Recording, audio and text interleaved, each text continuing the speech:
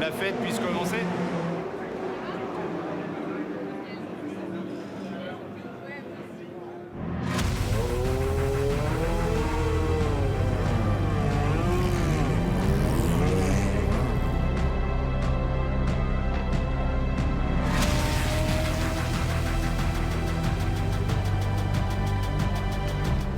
À la nuit tombante, c'est souvent là que se joue la performance ultime, le moment où la température de la piste et celle de l'air permettent une exploitation optimale des mécaniques et des pneus. À ce jeu, même si elles n'ont pas semblé aussi à l'aise que l'année précédente, les Porsche ont inscrit leur nom au sommet de la hiérarchie.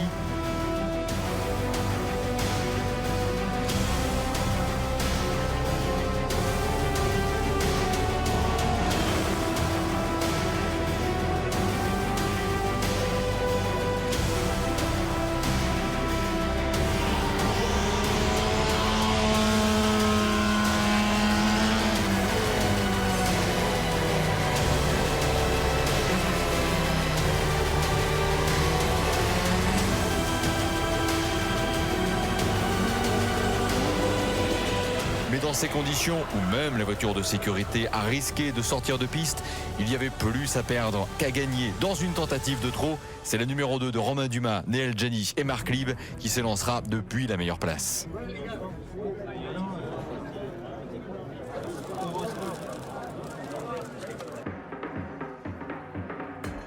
Dans les rues de la vieille ville du Mans, on est loin du tumulte et de l'agitation qui anime le circuit depuis le début de la semaine. Et pourtant, le cœur de la cité sartoise bat à l'unisson avec celui de la plus grande course d'endurance du monde.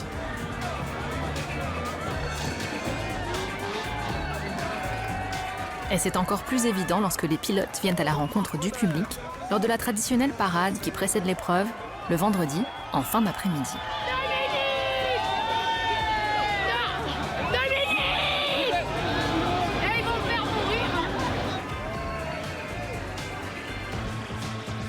Soulève, Boris et leur groupe de copains sont venus en voiture d'Estonie, près de 2700 km, pour suivre cette édition.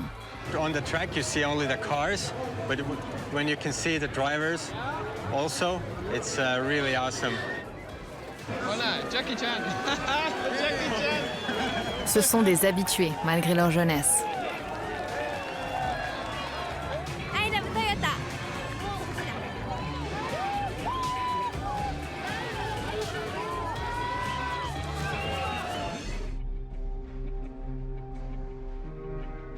Quelques dizaines de minutes avant le départ des 24 heures du Mans.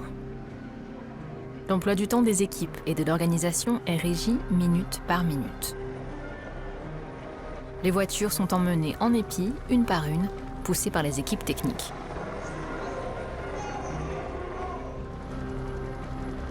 Petit à petit, le fourmillement se fait plus intense sur les 600 mètres d'asphalte de la promenade des stands. Les Champs-Élysées de l'endurance à 7 heures. La plus belle avenue du monde. Des minutes précieuses dont profite la jeune Inès Tétinger, 26 ans, pilote de la Morgan Nissan du Pegasus Racing. Une des 2 femmes au départ cette année. Minute par minute, les cérémonies et protocoles se succèdent. Chacun vit déjà sa petite histoire à l'intérieur de la grande. Chaque entité s'enferme à l'intérieur de sa bulle. Près de 265 000 personnes vont vivre les mêmes 24 heures, autour ou sur le circuit de la Sarthe. Mais chacun aura une histoire particulière à raconter.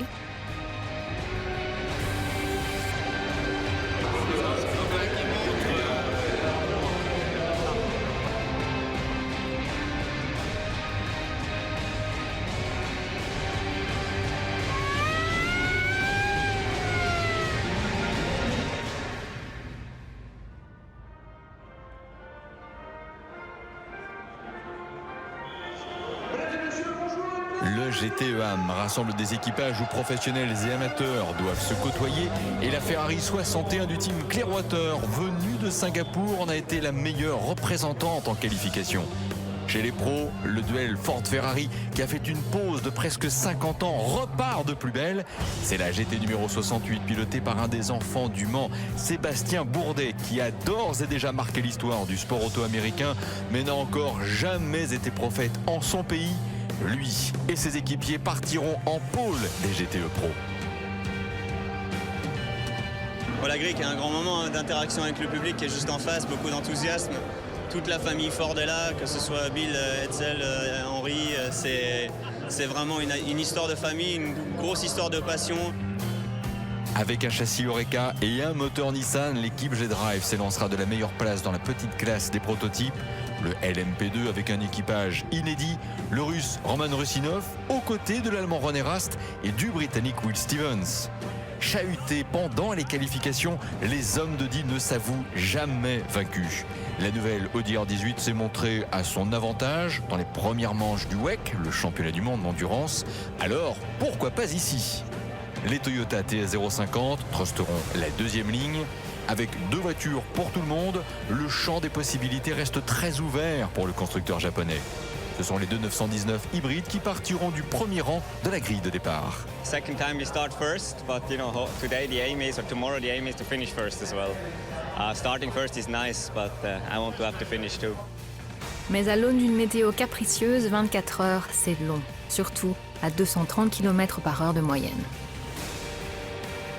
C'est comme un Grand Prix, c'est à fond tout le temps, ça passe ou ça casse.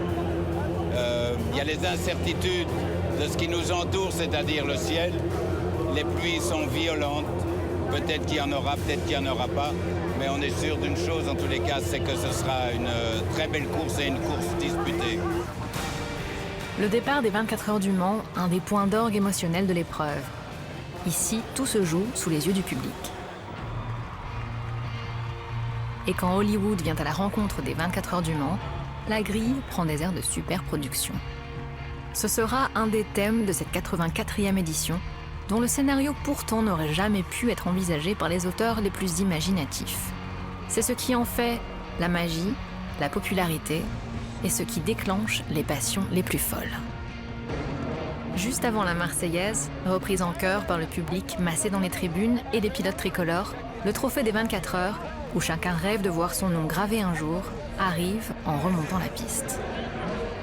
Ah, il faut profiter de ces instants précieux, rares même, où l'on part à la rencontre d'une autre dimension. Ce quintet d'exception, Brad Pitt, Jackie Chan, Jason Statham, Keanu Reeves et Patrick Dempsey, 3e ici en GTEAM l'an dernier, aux côtés des présidents Jean Todt pour la FIA et Pierre Fillon pour la CO, et des stars de l'endurance internationale, forment une affiche de rêve où les acteurs principaux restent le public et les concurrents. Sur la grille de départ, ceux qui en ont l'expérience en sont tous conscients, et ceux qui y assistent pour la première fois peuvent le ressentir. Yeah, you know, it's great because it's the first time a lot of them have been to this event, and I think they got to see it firsthand, and it's nice, it's good, it brings attention to the sport, attention to this race, and, it's all good, I think. The track has been declared a wet track.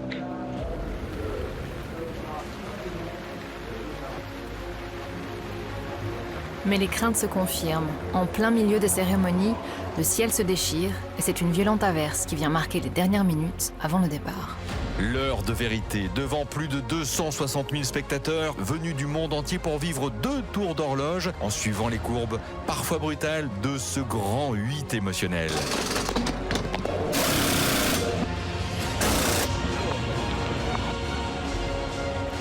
Le passage dans le ciel des avions de la patrouille de France apporte de la couleur à ces instants de grisaille où les équipes ajustent la configuration des voitures en fonction des nouvelles conditions. There will be no formation lap and the race will start at 1500, lining up behind the safety car. La montée en puissance traditionnelle au fil des minutes est rendue plus dramatique encore par ce nouveau facteur météorologique.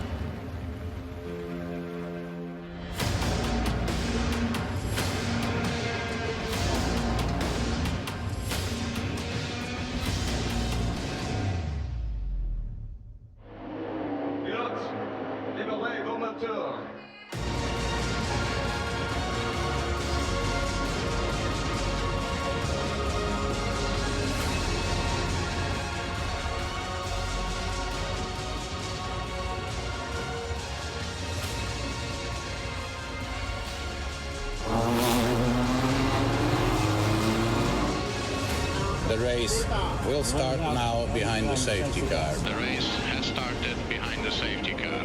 84th edition of the 24 Hours of Le Mans starts behind the safety car.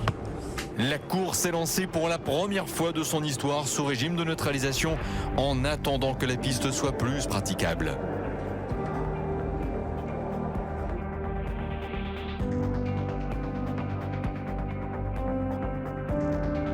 No need to wait. Just keep me updated on this first lap. Let me know what conditions look like and how long you think the safety car may be out for. Dans les radios, sous les casques et sur les murets des stands, les cerveaux bouillonnent pour tenter de prévoir l'imprévisible. Il faudra plusieurs dizaines de minutes pour que les éléments se calment et que l'asphalte redevienne praticable. Ça commence à cesser, mais la partie là-bas, il est encore très pluvieux et les protos, ils réclament plus visibilité et stabilité. L'adhérence n'est pas obligatoirement le premier souci à régler. La visibilité dans les pelotons plus compacts au départ reste le principal problème. Les pneumatiques évacuent près de 65 litres d'eau par seconde à pleine vitesse, mais les projections forment un brouillard dense, presque insondable.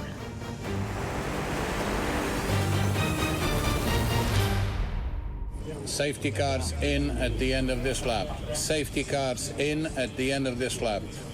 Le circuit, aidé par les commissaires de piste, finit par se débarrasser petit à petit des dernières grosses flaques d'eau qui forment autant de pièges pour les pilotes. On l'a vu lors des essais, à cet endroit précis.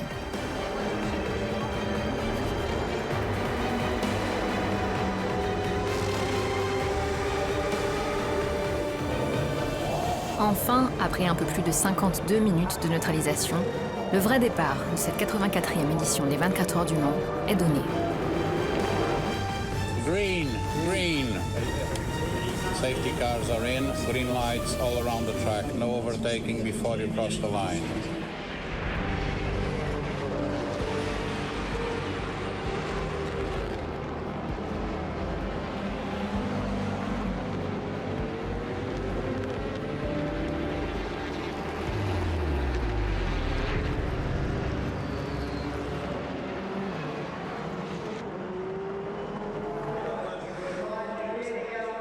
Sans véritable changement parmi les leaders, les deux Porsche mènent devant les deux Toyota et les deux Audi. Ne pas confondre vitesse et précipitation. On peut bien encore attendre quelques minutes, de vraiment redécouvrir la piste à pleine vitesse avant de passer à l'attaque. Mais il ne faudra pas attendre très longtemps. Dans les Hunaudières, grosse bagarre dans le quatuor de tête. Les deux Audi ont doublé la Toyota de Buemi, désormais 6e.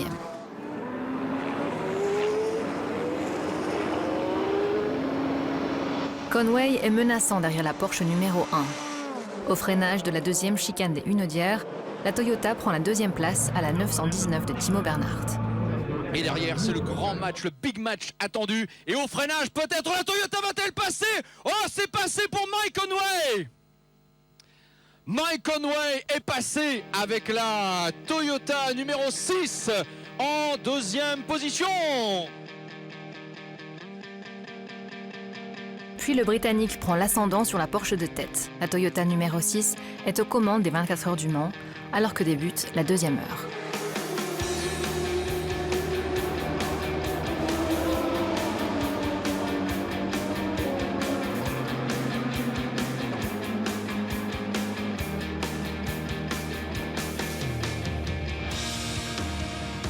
Et quand il faut jouer les troubles faits dans le jeu de la concurrence, on peut compter sur André Lotterer qui ne laisse aucun répit à la Porsche qui le devance. Il met une pression de tous les instants sur Timo Bernhard qu'il finit par doubler avant la première chicane. C'est au tour de la deuxième Audi, celle de Loïc Duval, de se ruer dans les échappements de la Porsche, puis de la doubler sans résistance. La longévité des pneus pluie a déjà atteint ses limites. Les pilotes cherchent l'humidité hors trajectoire, mais ce n'est qu'une solution d'attente. D'ailleurs, Audi a déjà rappelé sa numéro 7 avec André Lotterer et parie sur l'assèchement de la piste. Pendant quelques kilomètres, la course est dans une phase transitoire où les arrêts au stand se succèdent, mais où les détails peuvent donner de précieuses indications de tendance. Ce duel entre Loïc Duval et Sébastien Buemi, par exemple. Au point précis où les voitures atteignent leur vitesse maximum sur le circuit de la Sarthe, la Toyota a l'avantage, assez largement même. Et la bataille pendant ce temps avec Sébastien Buemi qui passe à l'attaque sur Loïc Duval et qui s'impose.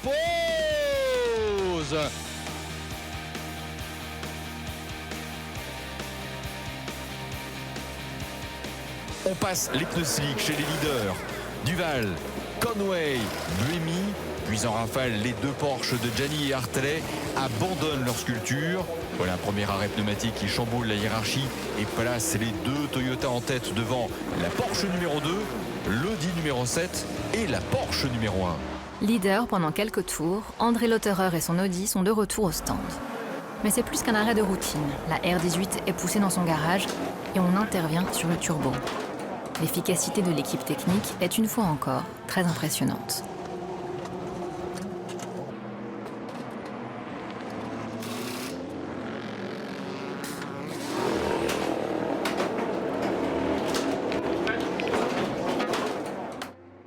Dans sa gestion du trafic, l'Audi numéro 8 de Loïc Duval est meilleur que la Porsche de Brandon Hartley. Et c'est la première place du classement général qui passe dans le giron de la marque Cosano, pendant que la troisième position est occupée par la Toyota de Conway à cet instant. Mais quelques minutes plus tard, c'est la réponse du jeune néo-zélandais qui passe à l'attaque sur le français et le redouble pour le gain de la première position. Après 20 minutes d'intervention, on ressort l'Audi numéro 7. Benoît Tréluyer est monté à bord de la R18. Problème réglé a priori dans la douleur. Lourde perte.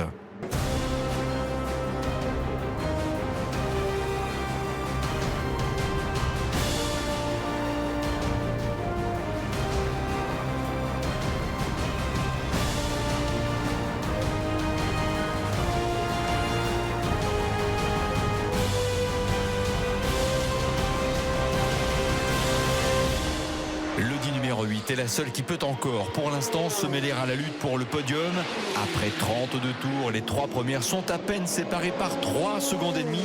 La Porsche numéro 1 avec Brandon Hartley devant la Toyota numéro 6 et Mike Conway. L'Audi numéro 8 commandé par Loïc Duval complète le trio de tête. En GTE-AM, c'est la Porsche du team hongkongais KCMG, vainqueur en LMP2 en 2015, qui mène les débats alors que l'on est en train de conclure la 3e heure de course. Elle se relaie avec celle de l'écurie Proton, qui ont elles aussi tour à tour emmené la catégorie.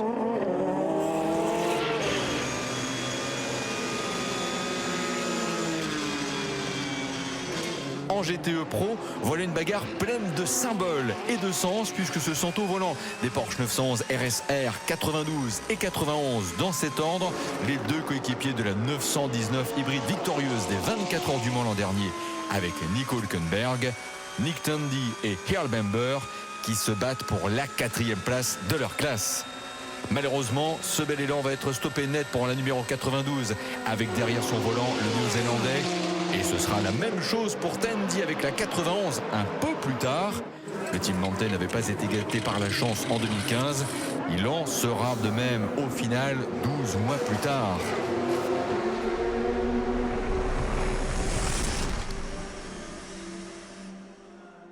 Et un des anciens leaders du GTE-AM, Mark Miller, à bord de sa Porsche 911, connaît de son côté les affres de la sortie de piste. Sans doute piégé en plein freinage par la très légère bosse à hauteur de la sortie des stands. La direction de course installe une slow zone à l'abordage du Dunlop. Et beaucoup profitent de l'occasion alors que la 5e heure est en train de démarrer pour passer par les stands.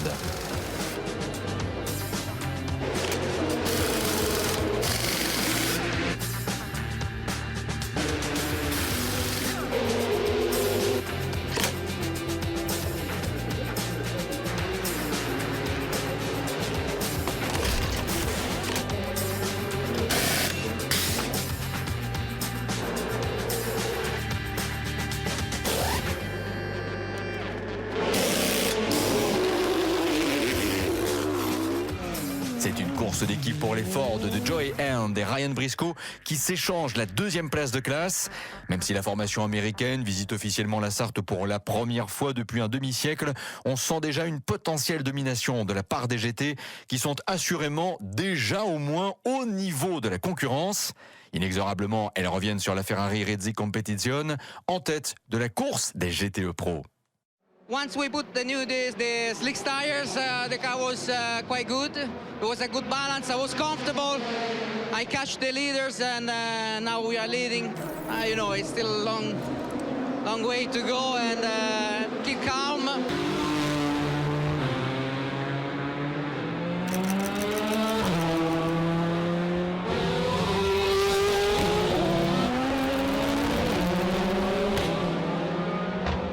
C'est la voiture de Chris Hoy. La Ligier JSP2 du team Algarve, que l'ancien cycliste sextuple médaillé d'or Chris Hoy pilote depuis le début de la semaine pour la première fois au Mans, figure actuellement à la 13e place du LMP2.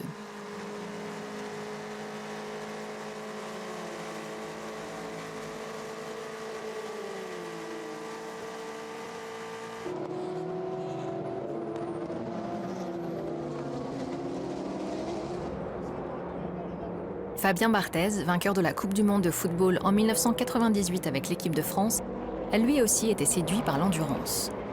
Pour lui, c'est la deuxième fois au Mans. L'équipe qu'il a constituée avec Olivier Panis est actuellement 11e de sa classe. Le deuxième de la catégorie LMP2 vient de prendre un tour à la Ligier de l'écurie Panis-Barthez. L'Oreca de Thierry by TDS toujours en lutte avec l'Oreca Manor numéro 44. 25 secondes séparent actuellement les deux leaders. Alors qu'on retrouve ici un groupe de 3 avec l'Alpine numéro 36 qui est elle aussi en lutte pour la victoire du P2, même si elle a vécu un début de course délicat avec à son bord l'Américain Gustavo Menezes. Il va falloir qu'il se défasse du bouchon généré par la Ligier numéro 49, celle du Michael Cheng Racing, et par l'ABR 01 de l'écurie SMP. Ce sera chose faite assez rapidement. Menezes et ses équipiers Stéphane Richelmy et Nicolas Lapierre qui remontent lentement mais sûrement vers la première place.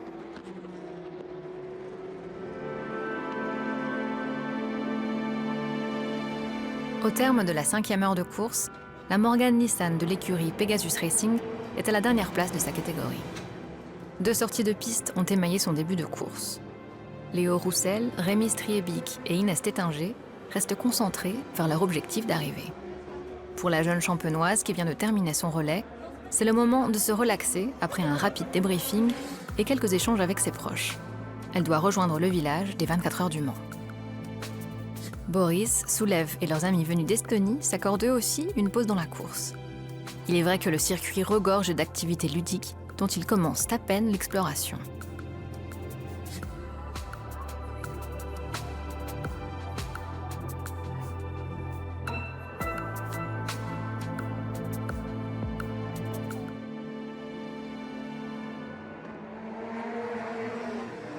Il est 20h45, la lutte pour la tête de course reste très indécise et la première place s'échange au gré des arrêts au stand. Et justement, Mark Webber est en train de terminer son relais et va passer le volant à son équipier, Timo Bernhardt. La Porsche numéro 1 va donc rendre la première place à la Toyota de Kamui Kobayashi, qui s'est installée dans la TS 050 numéro 6 à la place de Mike Conway, toujours en position de leader depuis la première heure de la course. It's great to be in the fight. That's all we wanted to do when we came here. So yeah, we're happy about that. Et derrière la Porsche de Timo Bernhardt à présent, pour la 3e place, la Porsche 2 de Mark Lieb. Le 18 de Lever Jarvis et la Toyota 5 d'Anthony Davidson se livrent un duel serré également.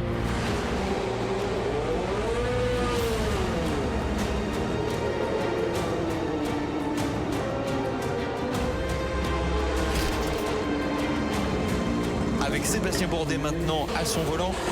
C'est la Ford GT68 qui est en lutte avec la Ferrari Rizzi Competition pour la tête du GTE Pro. Les 4 premières voitures, dont 3 des Ford officielles, sont groupées en moins de 11 secondes. La 4e, malheureusement, la numéro 67, a été victime de problèmes de boîte de vitesse. Elle est reléguée à 23 tours de ce groupe de tête. Et entre chien et loup, à 21h46, elle sort de la piste à Mulsanne. À son bord, Marino Franchitti ne parvient pas à repartir. 19 and 20 in slow, green and 21. C'est la vie du circuit pendant 24 heures. Faire et défaire des slow zones pour permettre aux commissaires de travailler en sécurité, prendre des décisions en quelques secondes en sachant qu'elles pourront avoir de lourdes conséquences. 3, 2, 1, green flag, green flag. Le travail est le même pour la direction de course, les équipes, l'organisation, faire en sorte que tout se passe pour le mieux. Et quand la nuit arrive, même si le moment est toujours particulier, la pression augmente. Un peu plus de 6 heures de course se sont écoulées et revoilà le duel pour le leadership du GTE Pro plus ouvert que jamais avec Sébastien Bourdet qui attaque la position de pointe de Matteo Malucelli et passe en tête de la course GT. La vitesse de pointe de la Ford fait la différence alors que la température se rafraîchit et que la nuit tombe sur les circuits de la Sarthe. La voiture sœur du quadruple champion US, Scott Dixon, n'est pas loin non plus. Et quand la nuit arrive, même si le moment est toujours particulier, la pression augmente.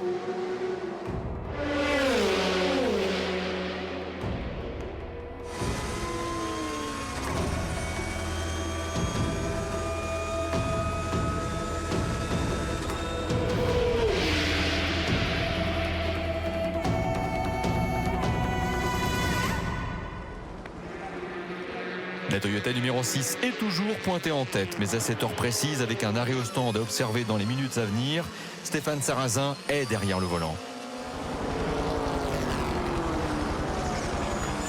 Les deux Porsche, pilotés par Neil Génie et Timo Bernhard, se sont regroupés en 2e et 3e place. Elles comptent plus d'un tour de retard sur le leader, mais elles ont déjà effectué leur 9e passage au stand depuis le départ de la course. La situation, ramenée à un temps objectif, présente donc un groupe de tête très compact où figure également la Toyota numéro 5 qui compte elle aussi un ravitaillement de plus que les leaders. Chez Toyota, on n'a pas mis ses œufs dans le même panier.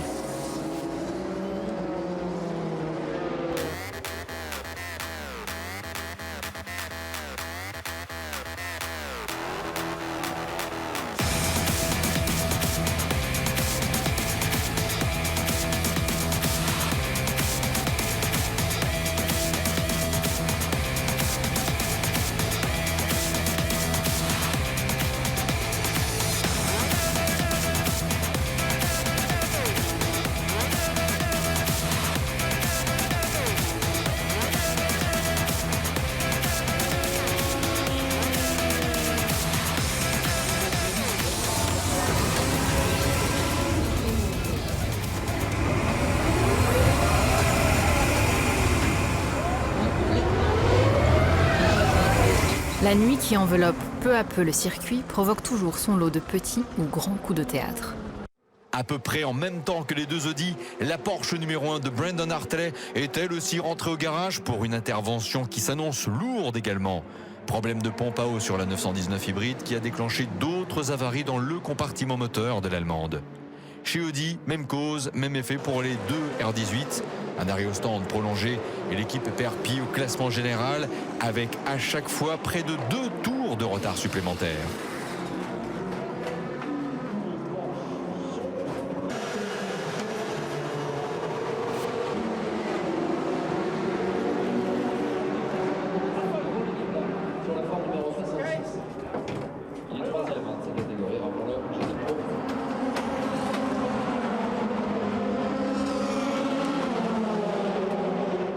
« 23h24, l'Aston Martin Vantage de Paul Dalla est immobilisé dans les graviers non loin des virages Porsche.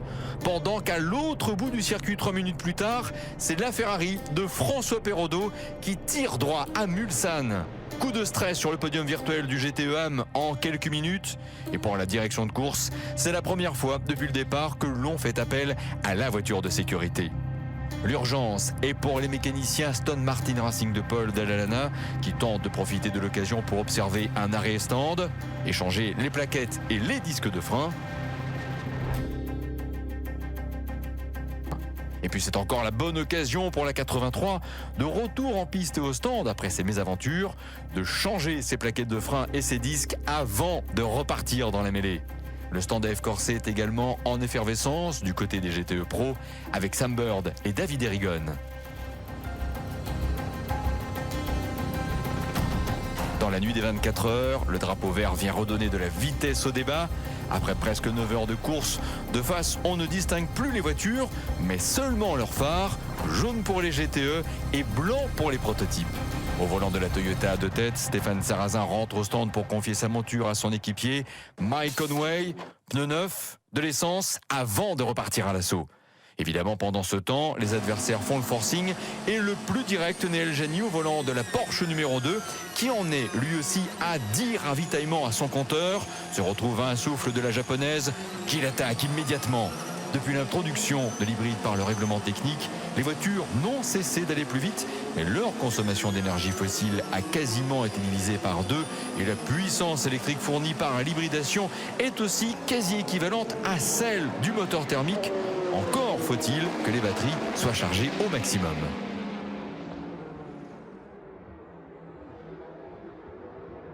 Néel Génie passe en première position, mais provisoirement car il devra à son tour passer par les stands et le relais à Romain Dumas.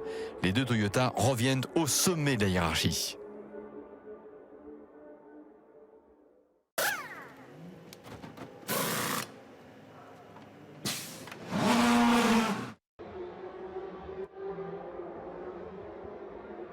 Pendant la nuit, la gestion de la fatigue est un des facteurs clés. En coulisses, une logistique assez imposante est mise en place par les équipes pour fournir le maximum de confort à leurs pilotes.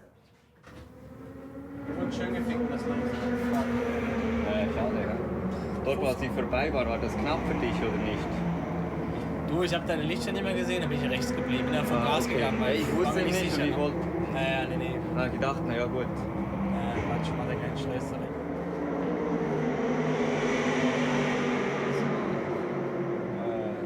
C'est le problème. Ok.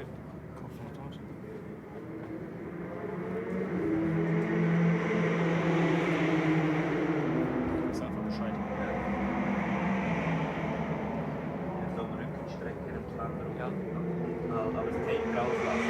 Ja, das lassen wir drauf. Weil sonst kann ich Ce quart d'heure avec le physio, c'est un moment de relaxation morale, mais surtout physique, car le pilotage des LMP1 est un véritable sport de haut niveau. And you feel it in the Porsche corners because those corners are in 6th gear now for us, and basically you just lift, you don't even brake anymore for any of the corners, and yeah, so G-force is quite high.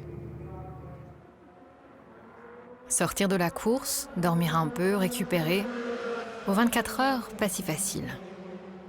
I have trust in my two teammates, you know, they're experienced and, well, good drivers, and, you know, anything that can happen is anyway force majeure. It's not in my hands, it's not in our hands, and, you know, get up and hope I can see the car in P1.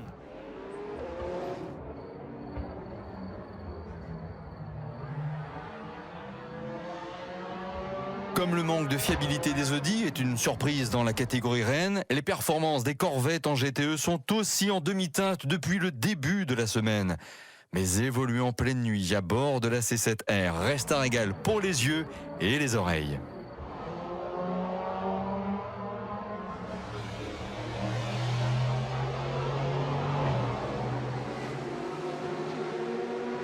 En ce moment, les deux Américaines évoluent dans la deuxième moitié du tableau des pros.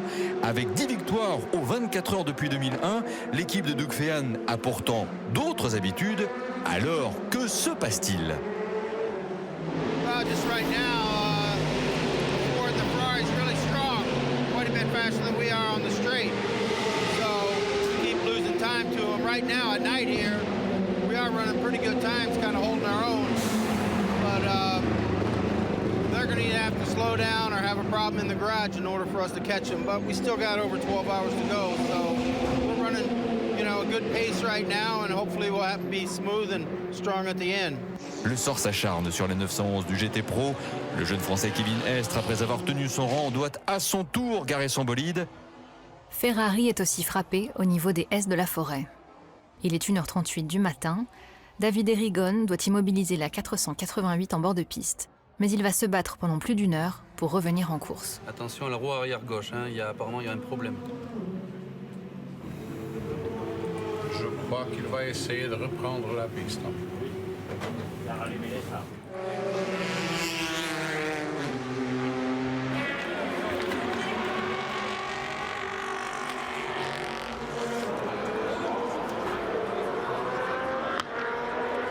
S'il a réparé la voiture, il a le droit de partir. Can you ask the team manager of car 71 if the car is going to try to rejoin?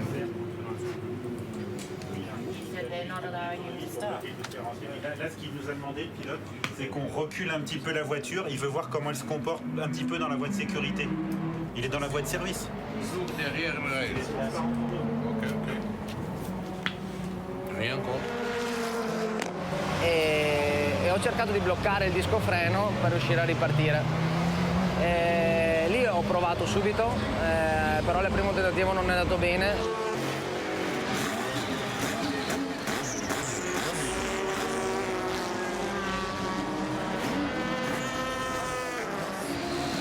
Ho visto il pubblico, tutte le persone lì vicine, sono state 10.000 persone che mi hanno applaudito, mi hanno urlato, dai forza, riparte, in francese, in inglese, in italiano, è stato emozionante. Allora ho richiamato il team, ho chiesto come posso fare.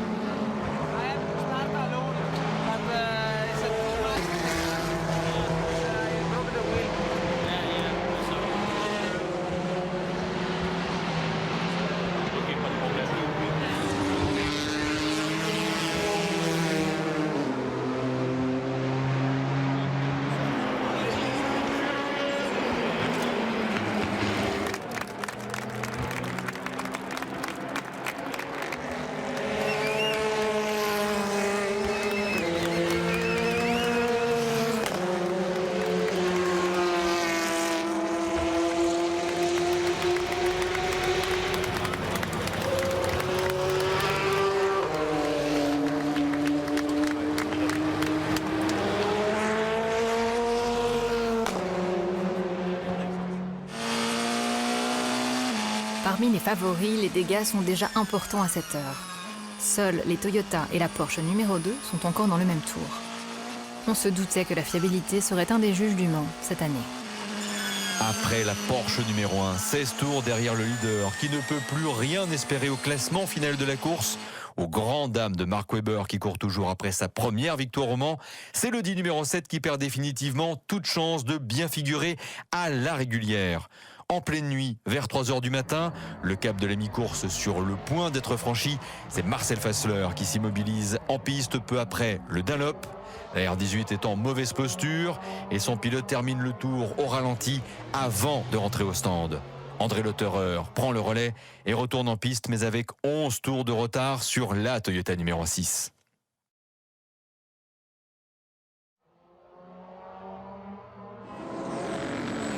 Last 2 laps, very good.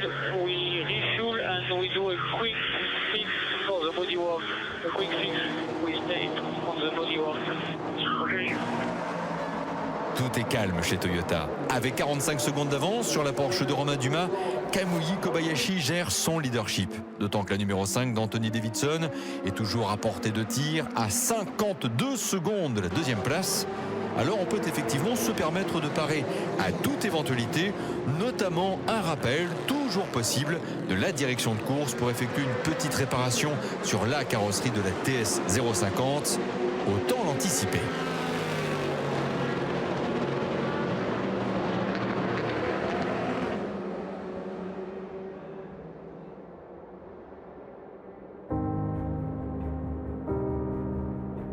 Il est un peu plus de 4 heures du matin. Les héros sont fatigués.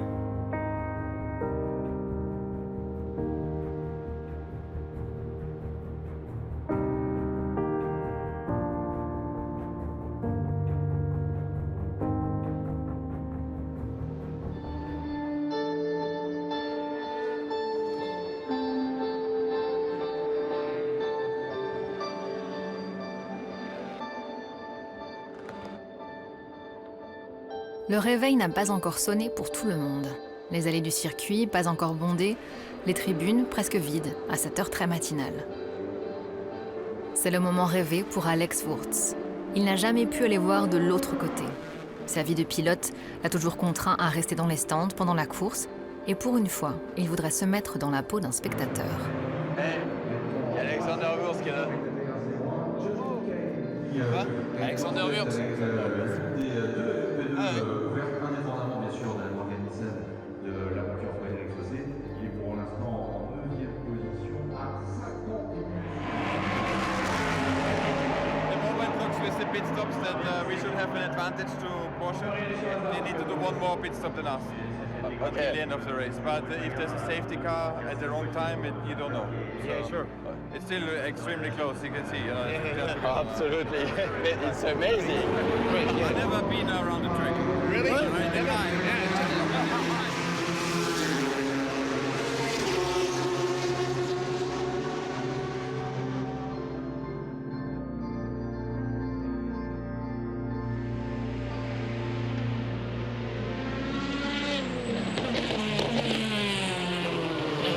inchangés en tête de la course. La Porsche 2 et les Toyota tiennent bon. Au gré des ravitaillements, elles se retrouvent tour à tour en tête. Mais les deux TS050 se sont arrêtés ensemble lors de leur dernier ravitaillement sous safety car. La nuit vient à bout des plus motivés. Et le réveil est souvent brutal au petit matin. La Corvette 64, pilotée par Tommy Milner, n'ira pas plus loin. Elle était 8e en GTE Pro. Avec à son bord Nelson Panciatici, c'est à son tour l'Alpine numéro 35 qui entre en contact violent avec le mur à la chicane Forza Motorsport. Heureusement, le pilote est indemne, mais le choc a été spectaculaire. Et pour finir de réveiller tout le monde, c'est un début d'incendie qui se déclare sur la CLM by Coles numéro 4 avec Simon Trummer au volant. Ou encore un impressionnant crash pour la LMP2 numéro 30 qui est entré en contact avec l'Aston Martin de pointe en GTE1. Sans compter la pirouette à harnage d'un des leaders du LMP2, l'Oreca numéro 46 de l'écurie Thirier by TTS. Le fameux réveil brutal du dimanche matin aux 24 heures. Il y a bien de la fatigue dans l'air. Fallait-il en douter ? Depuis le départ de cette course endiablée, Ferrari et Ford ne se lâchent plus. Et à quelques longueurs de l'arrivée, impossible de départager encore la GT68 de Sébastien Bourdet et la 488 de Giancarlo Fisichella qui se tiennent en moins d'une seconde. Si l'américaine fait la différence à l'aspiration dans les zones de pure vitesse, l'italienne reste au contact et revient lorsque la piste est plus technique. La Ford qui observait un drive-through précédemment pour une irrégularité dans son dernier arrêt. Et les deux hommes, à un peu plus de 9h du matin, rentrent au stand simultanément. Full service dans les deux cas. Sébastien Bourdet va passer le volant de la Ford à Dirk Müller, tandis que Giancarlo Fisichella laissera la Ferrari aux mains de Matteo Malucelli. Voilà qui met à l'issue de cette phase de course les deux leaders du GTE Pro à 1 seconde 15.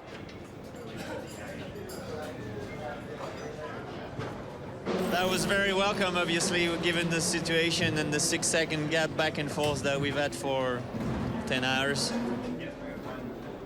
Il reste à peine un quart de la course à effectuer et tout reste à faire. Il y a eu des éliminations sèches, c'est vrai, des mises à l'écart aussi, mais rarement dans les catégories et a fortiori au général, on a pu espérer une bagarre à 3 aussi serrée pour la victoire finale.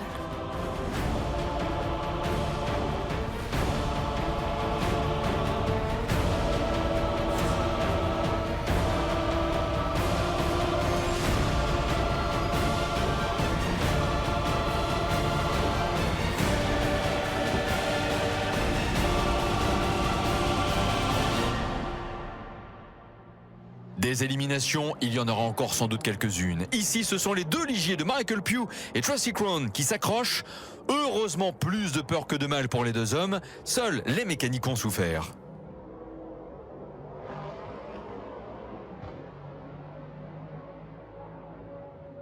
Et Anthony Davidson est au contact de la Porsche numéro 2. Attention, belle bataille en tête. Il déboîte. Anthony Davidson, il déboîte à l'instant et au freinage, il est passé devant. Oh, changement de leader. Anthony Davidson à la régulière est passé devant. On peut commencer à y croire dans les rangs du constructeur japonais, d'autant que la numéro 6 est aussi en mode attaque à cet instant. La Toyota numéro 6 est arrêtée au stand. Que se passe-t-il? Kamui Kobayashi était en train de revenir sur la Porsche numéro 2. Il y avait 33 secondes entre les deux voitures. Et il est parti à la faute dans les virages forts de le pilote japonais. On rentre la TS050 dans son garage.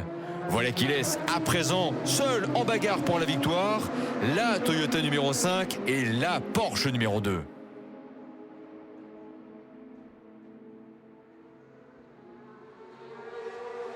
À un peu plus de 2 heures de l'arrivée, dernier changement de pilote pour la voiture numéro 5. Nakajima remplace Davidson. On commence à y croire chez Toyota.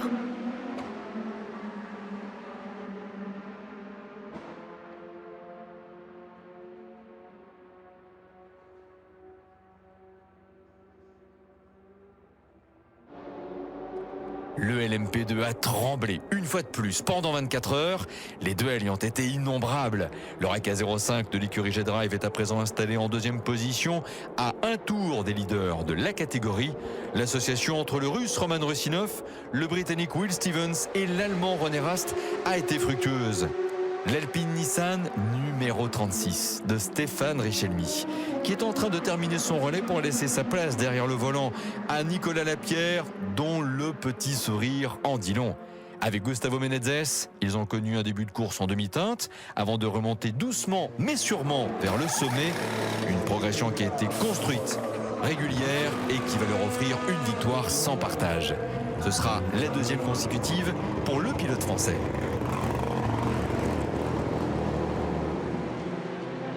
« 20 minutes plus tard, voici le rêve de quelques dizaines de personnes qui s'envolent en fumée. Après une crevaison à l'arrière gauche, un début d'incendie se déclare sur la Morgane du team Pegasus. Inès Tétinger est au volant, elle ne verra pas l'arrivée. C'est un coup dur pour l'équipe alsacienne et pour la jeune fille qui était à 1h30 de boucler ses premières 24 heures du Mans. Dernier passage par les stands pour le leader de cette 84e édition, la Toyota 5 avec Kazuki Nakajima qui tient le volant depuis un peu plus d'une heure maintenant. L'écart entre les leaders revient à environ 30 secondes, mais il reste à savoir si effectivement la 919 qui occupe la deuxième place va devoir observer un arrêt supplémentaire.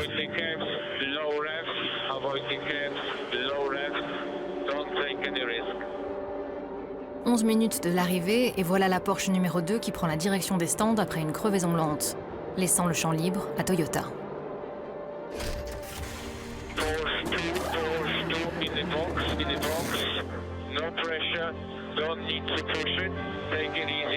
On prend confiance dans les rangs du constructeur japonais et on demande même aux pilotes de commencer à assurer leur position.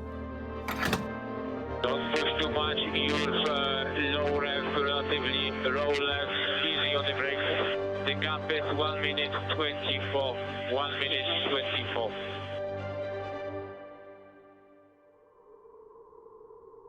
I lost power. I lost power. What's going on? Run normally. Normal ref. Normal ref. 6 and 8. I'm not accelerating. I have no power. I'm in the limit now. I'm in the limit now. 200 kph.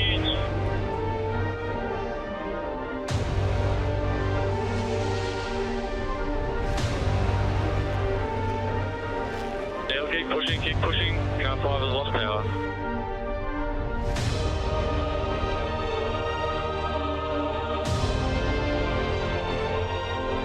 This is not a joke.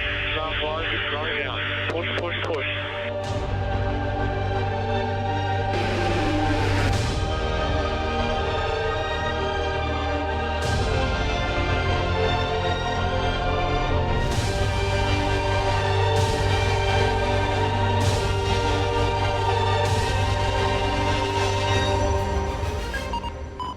Stopped immediately after the finish line, driver's right-hand side.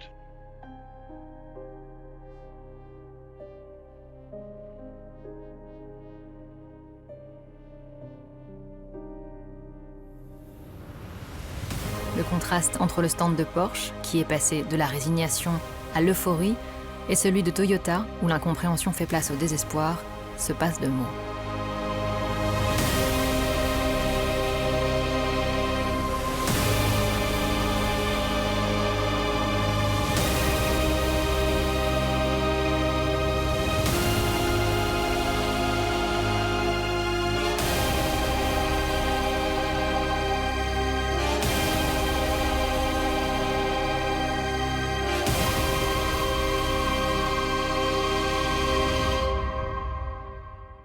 Même si l'équipe Porsche est venue saluer avec élégance ses adversaires malheureux, elles sont longues, ces minutes où il faut attendre le podium de la seconde Toyota pour se libérer enfin de cette énorme frustration.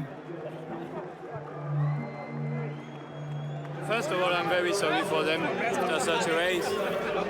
But you can imagine how we can be happy also. I think we still think first for ourselves, like, yes, we did it, we won. But, you know, in a second thought, we'll still always think of the others. In the end, we are not in war. We're in sports. And And that only works with great competitors. Cette fin épique ne doit pas faire oublier l'exploit de Frédéric Sausset, qui a franchi la ligne d'arrivée des 24 heures du Mans avec les honneurs et une autostoppeuse.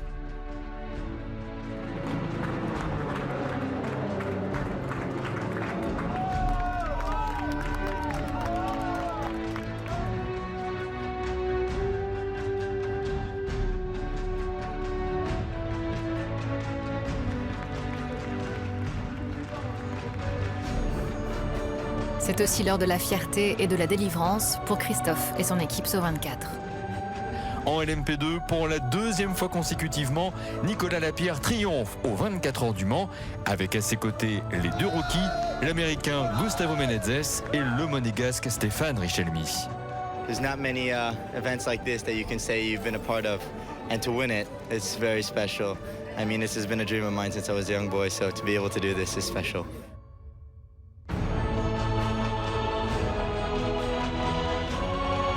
La France est encore une fois très bien représentée au palmarès de cette épreuve de légende, mais mieux encore, Le Mans cette année, où Sébastien Bourdet a vu le jour, même s'il est aujourd'hui établi en Floride.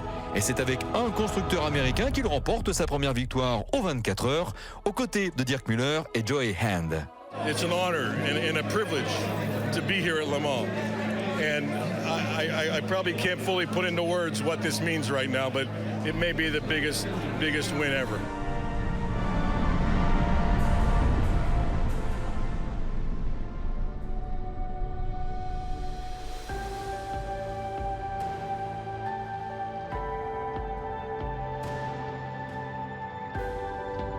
Ça a été une semaine incroyable de pouvoir représenter fort pour le retour après la victoire de 66 et d'être en haut de ce podium pour la première fois devant mon public ici chez moi. C'est juste grandiose.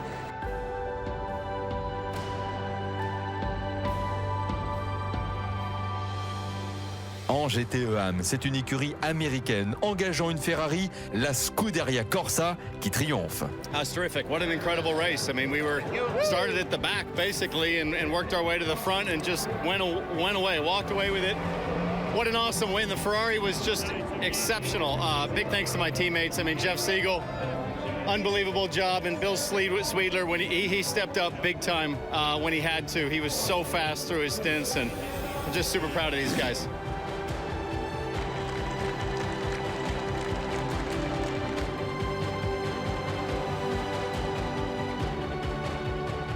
Au-delà du final dans les différentes catégories, ce que l'histoire retiendra, c'est la victoire absolue de Neil Jani, Marc Lieb et Romain Dumas, la 18e de l'histoire de Porsche au Mans.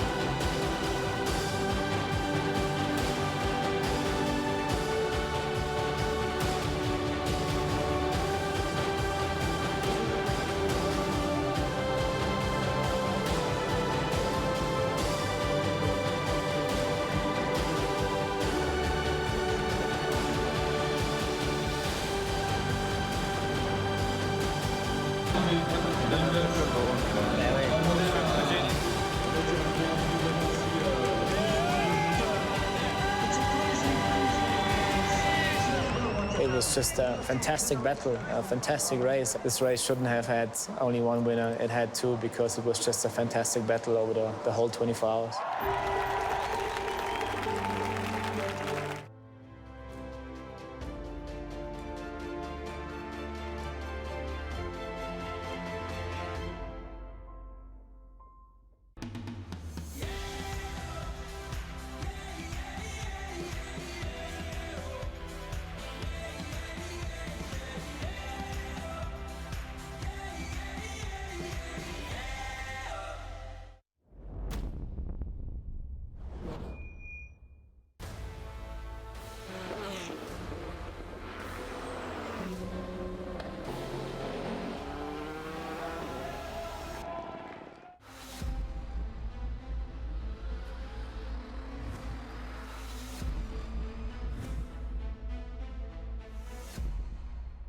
Chers amis coureurs du monde entier, Dear friends, drivers from all over the world, if I tell you Paul Newman, Paul Belmondo, Luc Alphand, Fabien Berthez, or Patrick Dempsey, what do you think of? The wonderful 24 hours race. You want to know who is going to be on the entry list? Stay tuned.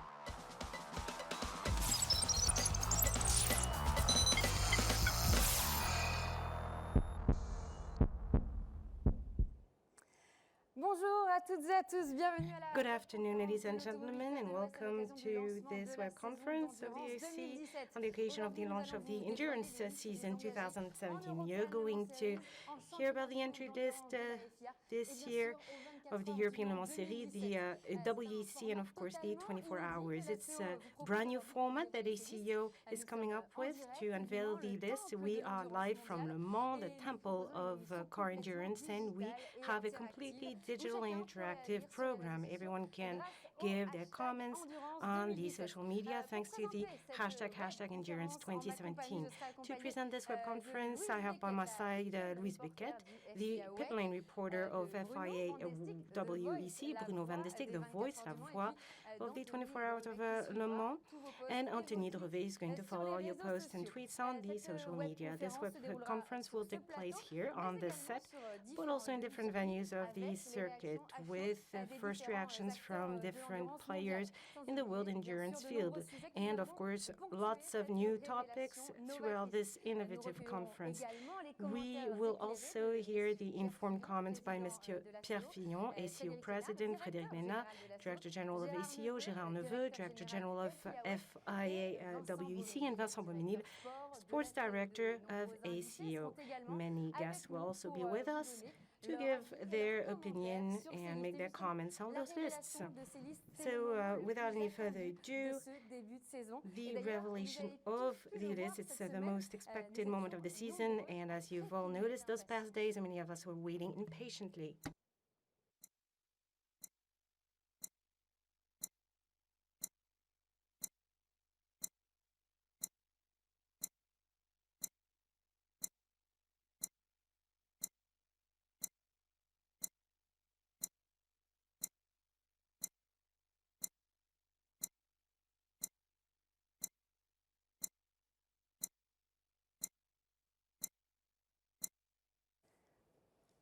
Et ça y est, le compteur est enfin arrivé à zéro. Nous l'attendions avec impatience. Now countdown is over. Pierre Fillon, hello. Thank you for being here with us. Thank you for welcoming us for this web conference. Absolutely unprecedented. Why did you choose this completely new digital concept? Well, you know that ACO has been innovating for years in its technical events, in the different innovations and animations around the world, and it's also innovating in terms of communication. So digital technologies, the internet, social media are extremely strong tools in order to reach out to our fans, specialized media, the teams, and also a wider audience, so as to have more and more influence. And this web conference is also an opportunity to be more interactive. Interactivity is going to be the key word throughout this hour, and our fans will be able to ask their questions live to all the motorsport players who are here with us at Le Mans. And you can ask all your questions thanks to this hashtag Endurance 2017 on the social media. We will have the opportunity several times this afternoon to go and read your questions to our guests who are here with us. So we're talking about novelties, digital conference, but what about the track? Yes, I'm sure you're all eager to see the grids. It's a wonderful season that awaits us with a wonderful entry list in ELMS and 24 hours of Le Mans. We're going to have GTs, prototypes. We have world titles and titles for continental championships, and of course this grail, the 24 hours of Le Mans. Everyone is dreaming about winning this championship. Great, thank you very much, Pierre. Jean Taud, the president of the FIA, is not with us today. However, he wanted to convey a message, and thanks to digital technology, we're going to hear him at the FIA. très heureux de me joindre à vous par ce message vidéo à l'occasion de cette conférence de presse. La 6e saison du championnat du monde des voitures d'endurance de la FIA s'annonce passionnante à bien des égards. Dans toutes les catégories, les changements intervenus durant l'hiver laissent présager, comme lors des saisons précédentes, des courses particulièrement disputées et incertaines. Nouveaux défis sportifs, modifications réglementaires, arrivée de nouveaux pilotes et de nouvelles équipes, autant de bouleversements qui contribueront à assurer l'intérêt de cette édition 2017. Au fil des ans, ce championnat n'a cessé de progresser, grâce notamment à la bonne coopération des équipes de la FIA et de la CO que je tiens à remercier. Vitrine technologique et épreuves sportives exigeantes, le FIA WEC a acquis une place de premier ordre chez tous les amateurs de sport mécanique. L'annonce principale de 2017 est la création du titre de champion du monde d'endurance en GTE, pilote et constructeur. Cette nouveauté va augmenter davantage encore l'attention portée sur cette discipline. Pour les constructeurs engagés en GT, Aston Martin, Ferrari, Ford et Porsche, cela valorise leur participation et ce sera, j'en suis sûr, un bon motif pour d'autres de les rejoindre dans les prochaines années. En LMP1, laboratoire de la technologie hybride, la concurrence entre Toyota et Porsche, qui défendra son titre, sera palpitante de nouveau. Personne n'a oublié le final de la course 2016 des 24 heures du Mans. Je n'ai aucun doute sur la volonté des équipages de l'équipe japonaise de s'imposer cette année au Mans et à l'issue du championnat du monde. Chers amis, le succès de ce championnat, c'est celui de toutes les équipes qui y participent, privées comme officielles. Je vous remercie pour votre confiance. Si le WEC continue à grandir et progresser, c'est grâce à vous et je vous en félicite. Avec mes amis Pierre Fillon, Lindsay Owen-Jones et toutes les équipes FIA et ACO, je sais aussi quelles sont vos contraintes. Je souhaite vous dire aujourd'hui que la question des coûts nous préoccupe et nous chercherons avec vous à mieux les optimiser et les maîtriser pour les prochaines saisons. À quelques semaines du prologue à Monza, puis de la première manche à Silverstone, j'adresse à chacun d'entre vous mes vœux de succès pour la saison 2017 du championnat du monde FIA des voitures d'endurance. Voilà pour ce message du président So de you la FIA. heard the message from President of FIA. Now let's see what Bruno has to tell us. He's with Frédéric Nat, Director General of ACO. What is new at ACO, Bruno, more specifically for the 24 hours? Yes, Ganal, it's true that this 24-hour race has a whole world around racing with its audience, stars, animations, its parade, its concerts. Of course, all this makes it an inescapable event of car racing. It's the great party of endurance. So, hello, Frédéric. Hello, Bruno. So what will be the program for 2017? Well, it's great to live the 24 hours on the spot, and we have lots of different animations for the audience. And in 2017, we have an even richer experience with the race pavilion. It's a sort of replica of race control, and there will be a moderator commenting, making comments about the race, and about 30 cameras along the track and lots of other cameras on board. It's going to be an unprecedented experience. That's great news. There's another great event, concerts, and the presence of Kool and the Gang. Yes, Kool and the Gang, they are mythic, like the 24 hours, fresh and exciting. It's true that for always, Frédéric Nénard, the 24 hours of Le Mans have been attracting great brands, but not only. There is something new this year that we like. Yes, absolutely. We have a great partner, a great textile player, Gant, who signed with us for several years. So we're very happy to welcome them as official partners and outfitters of this race. Thank you very much. So the official outfitter. You can send your first messages, and we're getting them. Thank you so much for all these great surprises and novelties for 2017. The 20 hours of Le Mans and the endurance season hold many things in store for us. So now, the revelation of the lists. There was a selection committee that met behind closed doors. And let's start with the European Le Mans series. yes, Track is clear. taste of what awaits us. Gentlemen, please close the gaps. The season is go.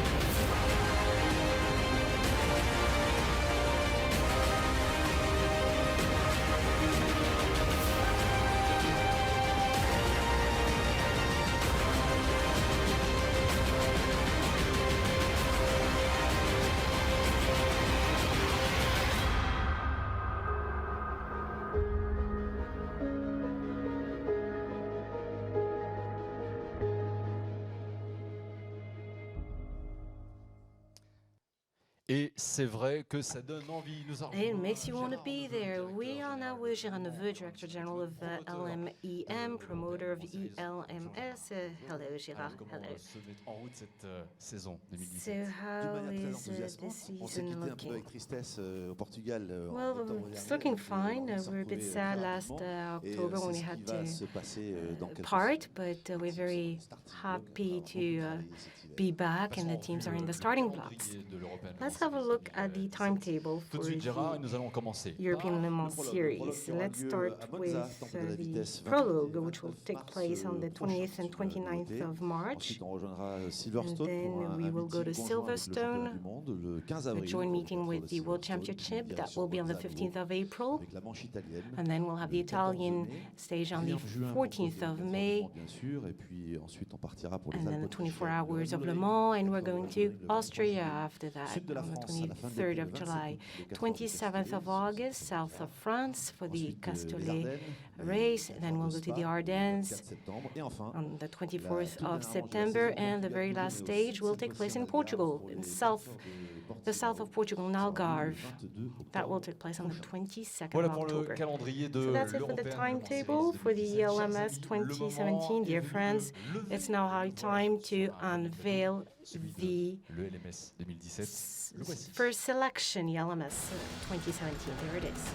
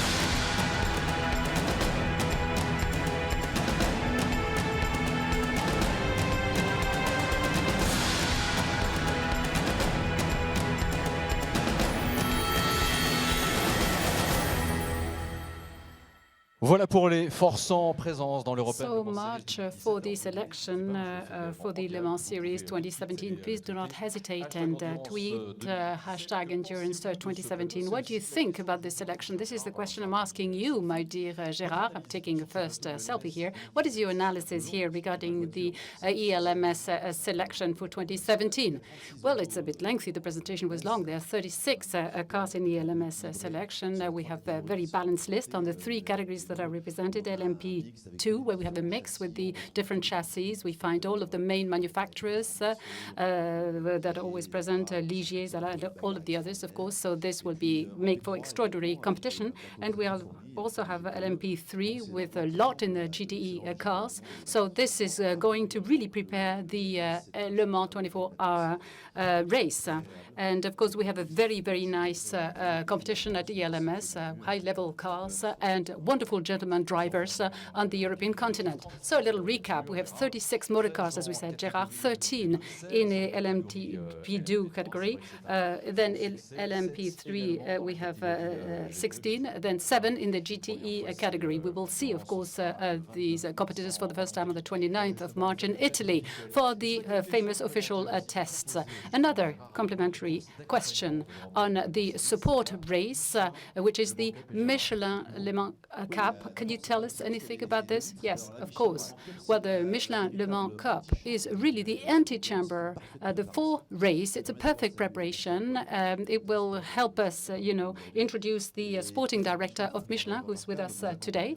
He's been doing wonderful work. Michelin has been doing wonderful work. And the GT3 and LMP3 categories thus have an opportunity to have access to endurance through the big gate. So in ELMS, the level is already very high. So this championship, again, this year would be very promising with a lot of motor cars on the rings that will be revealed in a few weeks because people are still enrolling up until the end of March for the Michelin World Cup. Well, let me stop you here for a minute because now the time has come, I believe. We've had a number of tweeted messages. Bruno, it's time now to go and meet with Anthony, who's on the 6th floor of the ACO headquarters. You have sent a lot of tweets related to hashtag Endurance 2017.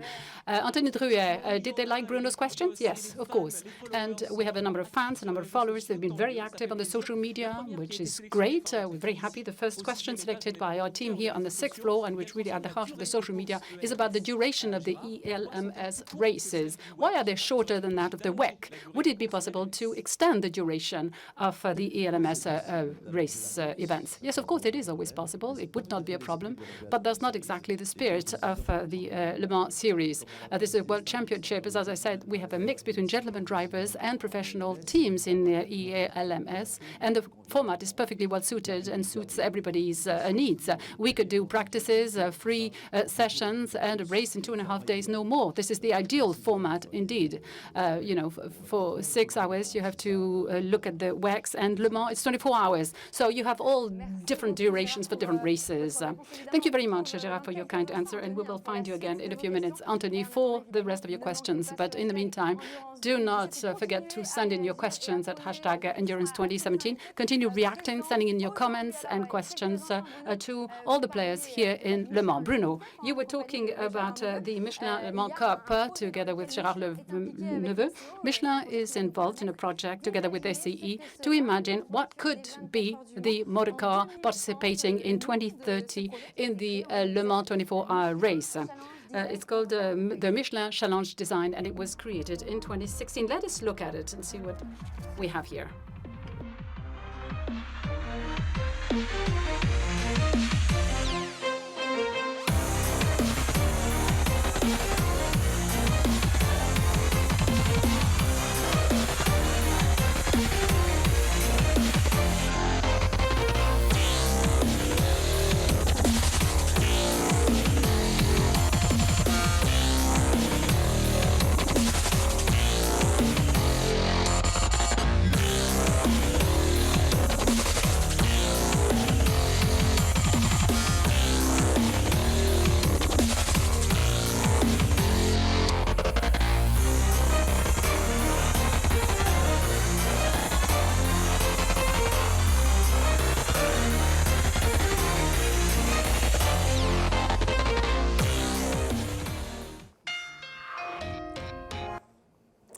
Allez, on revient tout de suite dans le présent et on va continuer. Well, let's go back to the present and let us continue with this web conference.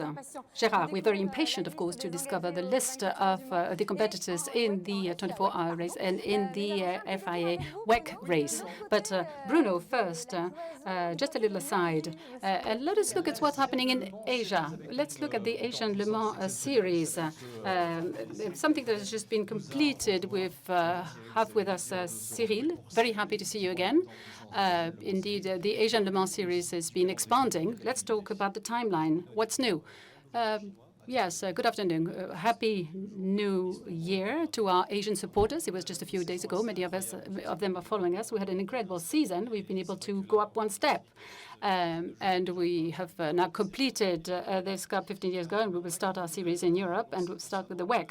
Just a piece of news concerning the timeline of the Asian Le Mans series. There are two different developments for January of 2018. It was decided to delay the Thailand race. It will take place on the 13th of January, and this will match with the Children's Day.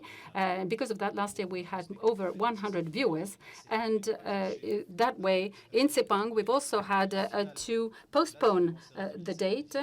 The finals will take place on the 3rd and 4th of February. So, in fact, this coincides with the New Year's wishes in China. Okay, we won't say Gong Ji Ka Fai. This is how you say Happy New Year's in Chinese. That's exactly what I was saying. Okay, if you would like to react on the Chinese New Year's wishes, use that hashtag Endurance 2017. Gwenel. Yes, indeed, endurance racing is really soaring and thriving in Asia, and we welcome this development. There would be a wonderful season.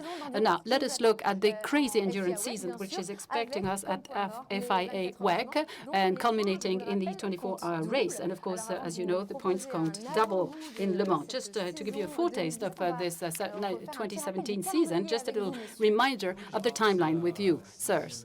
Gérard, yes, this is the 6th season already of the World Endurance Championships. Let us look at the dates. We will start with the first race on the 1st of April, and it's not April Fools, and Silverstone for the Easter weekend on the 16th of April in the famous British track. Then we will be in Spa-Francorchamps for the 6-hour Spa, and then on the 17th and 18th of June, everybody already knows this date by heart, we will have the Le Mans 24-hour race. Then 1 month later, exactly on the 16th of January, we will be, as you saw, and then we'll be in Mexico for the 6-hour of Mexico on the 3rd of September with our friend Ricardo Gonzalez and all of our Mexican friends. Then not too far in Texas, the Top America track. This will be on the 16th of September. And then we'll cross the Pacific Ocean and go to Japan, Mount Fuji 6-hour race in October.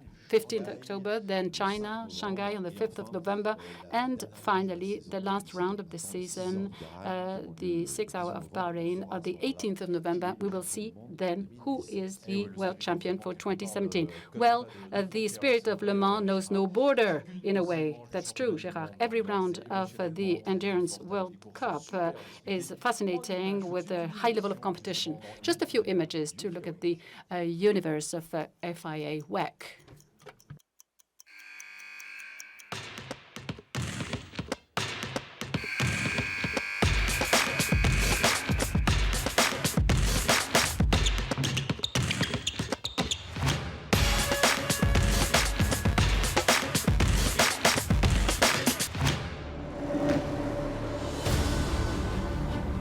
Wherever you are around the world, the 2016 FIA World Endurance Championship. Got 60 seconds till we go green.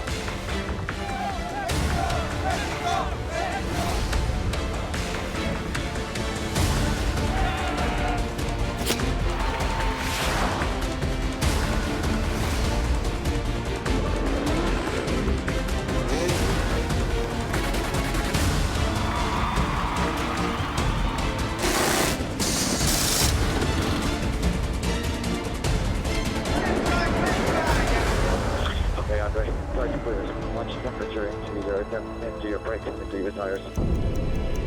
Just press, let's start. In the FIA World Endurance Championship, the Paul Sinegold goes now. Brendan Hart attacked that brilliantly and goes down to the first corner, but it looks like Buemi on the outside with a decent start. He's got a very decent start and takes the lead. Toyota leads early, which all on the side. Number 2. Pass on the grass. There's a bit of weaving going on down there into the first corner. Here's the battle for the lead. It's going. Pass on the grass, brilliant stuff. And it's on again for Ron. He's got up again.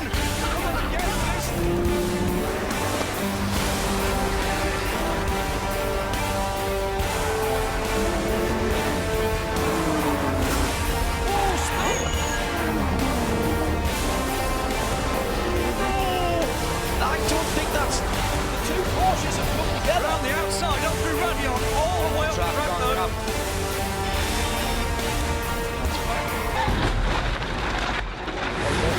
Box now, an Alpha 4-3, is an Alpha 4-3. Can't clear for stop, can't clear for stop. From the fuel filler.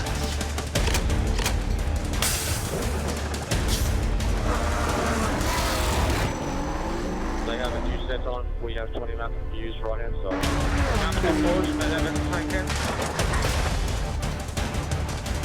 Wrong side, but he's got the overlap. He's got a whole overlap. He's got a whole overlap. Keep pushing.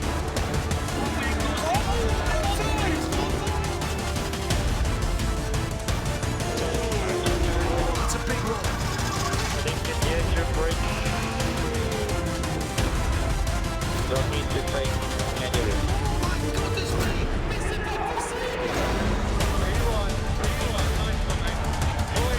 Well done. Absolutely right.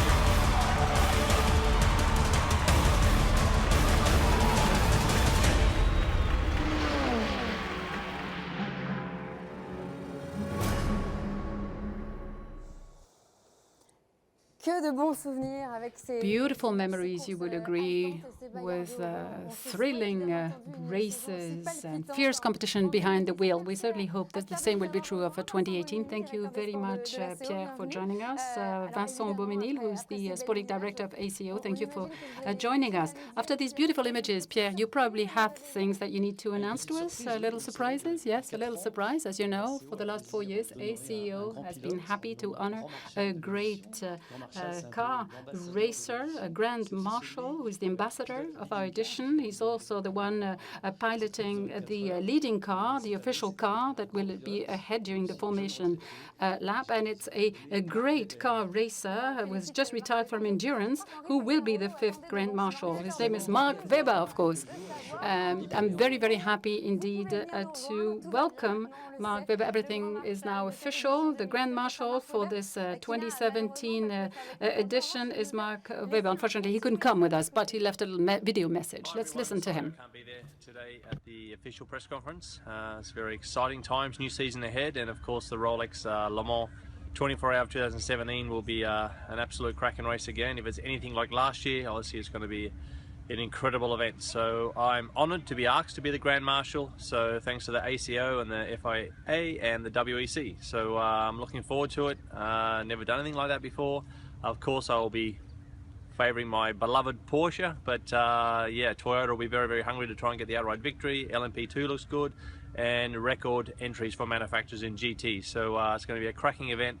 What does it mean to follow in the footsteps of Alex Verson, Tom Christensen, Alan McNish and Henry Pescarello? I think as a Grand Marshal, those 4 gentlemen have a tremendous record at Le Mans. Obviously, they've been racing there for a very, very long time. So I didn't really have the time at Le Mans and also the record that those guys have the luxury of having. But what it does signify is the event gives us an opportunity to talk to people in a bit more of a relaxed atmosphere and explain to people how important this event is. Looking forward to seeing everyone there, and all the best. Cheers.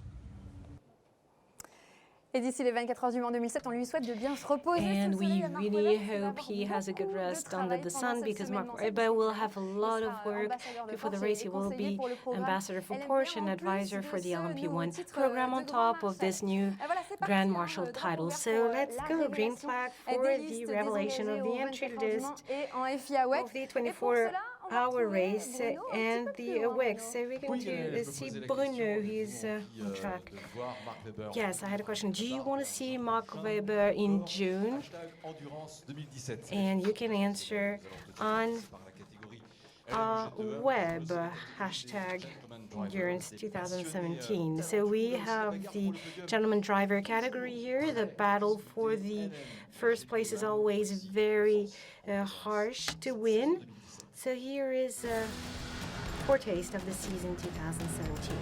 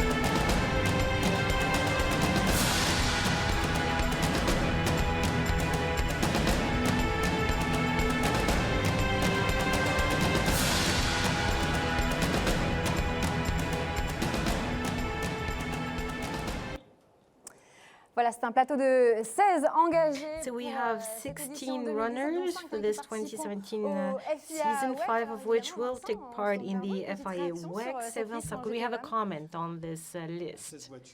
16 cars. Well, this is a great satisfaction for us. I would go as far as saying that it's a great surprise, actually. We have a gentleman driver and a professional driver. This is a great winning combination in the endurance race world. I think it's a good formula, a win-win formula. 16 cars, that's a great number, and it shows how successful it is. Let's see if it's also successful on the social media. Anthony, you're still at the 6th floor of ACO headquarters. Are you getting any comments on this list? Yes, we have some comments on Mark Webber. I think the comments are pretty positive. And regarding the GTM, we have questions on the future of the category. Are we still going to see these cars at the 24-hour race and the WEC, Vincent? Well, gentlemen, dreamers and drivers have always had a role to play in the 24-hour race. You have professionals in this race and gentlemen also. So, of course, the future of the GTAM is not threatened. There will always be a role to play for these drivers at the 24 hours of Le Mans. Competing in this race requires an extremely high level of driving skills, so these drivers are extremely important for us. Thank you very much, Vincent. You can keep asking your questions using hashtag Endurance 2017. In a few minutes, we'll continue answering those questions. But let's move on, Bruno, and unveil the rest of the list. Yes, meanwhile, I'm looking at the tweets, and there's a lady who said she's looking at the press conference and making pancakes at the same time. You are right. It is the Chandeleur in France, so we make pancakes. Great. So I am here next to this wonderful trophy. It's the great trophy for the winners of the 24 Hours of Le Mans. After the GTAM category, we have the GT Pro category. Big manufacturers are present, but who are they exactly? GT Pro 2017. Here is who they are.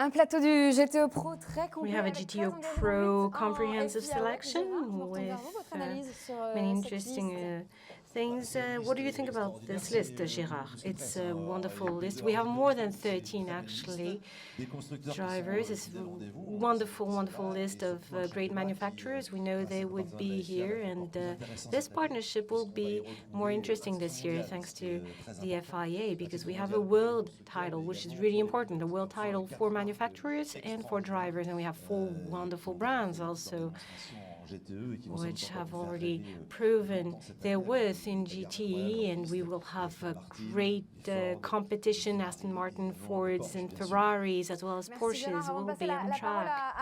Thank you, Gérard. Now to Anthony, I would like to welcome Dave Perisac, David Richard, and Frank Walser, representing Ford, Aston Martin, and Porsche, 3 principals who are here with us today and whom we will hear later on in this program. They will answer your questions asked at #Endurance 2017. They look reassured because they know that their cause will be present, and they were a bit tense, but now they're feeling much better. Great, they're ready for any questions you may have. So we'll speak to them in a few minutes. We'll hear their answers to your questions. Now, Anthony, meanwhile, do you have more general questions on GTO Pro? Yes, lots of questions. We've got many followers. They ask their questions at #Endurance 2017. Now, for the Pro category, they are wondering about the return of BMWs in GT Pro. Now, one question is, Gérard, can you remind us of the date for BMW? Well, in GT Pro, BMW will be back in 2018. They've announced it. They're already working on their return. They're working on the car, on the program. So we'll see them next year, and they might not be alone. We'll have other cars amongst this wonderful selection. Thank you very much, and thank you for the teaser. We want to know more. Now, let's move on with the revelation of the list and go to Bruno, who will tell us about the LMP2 category. Yes, Gaël, we have a new regulation for this category. It's a pleasure for me to be here next to Ligier. As you know, it's one of the cars of the 4 manufacturers. So we have Oreca, and we have Gibson with Gibson technology here under the hood. It's unique in the LMP2 category. This category is entering a new era. And here is what's going to happen in 2017.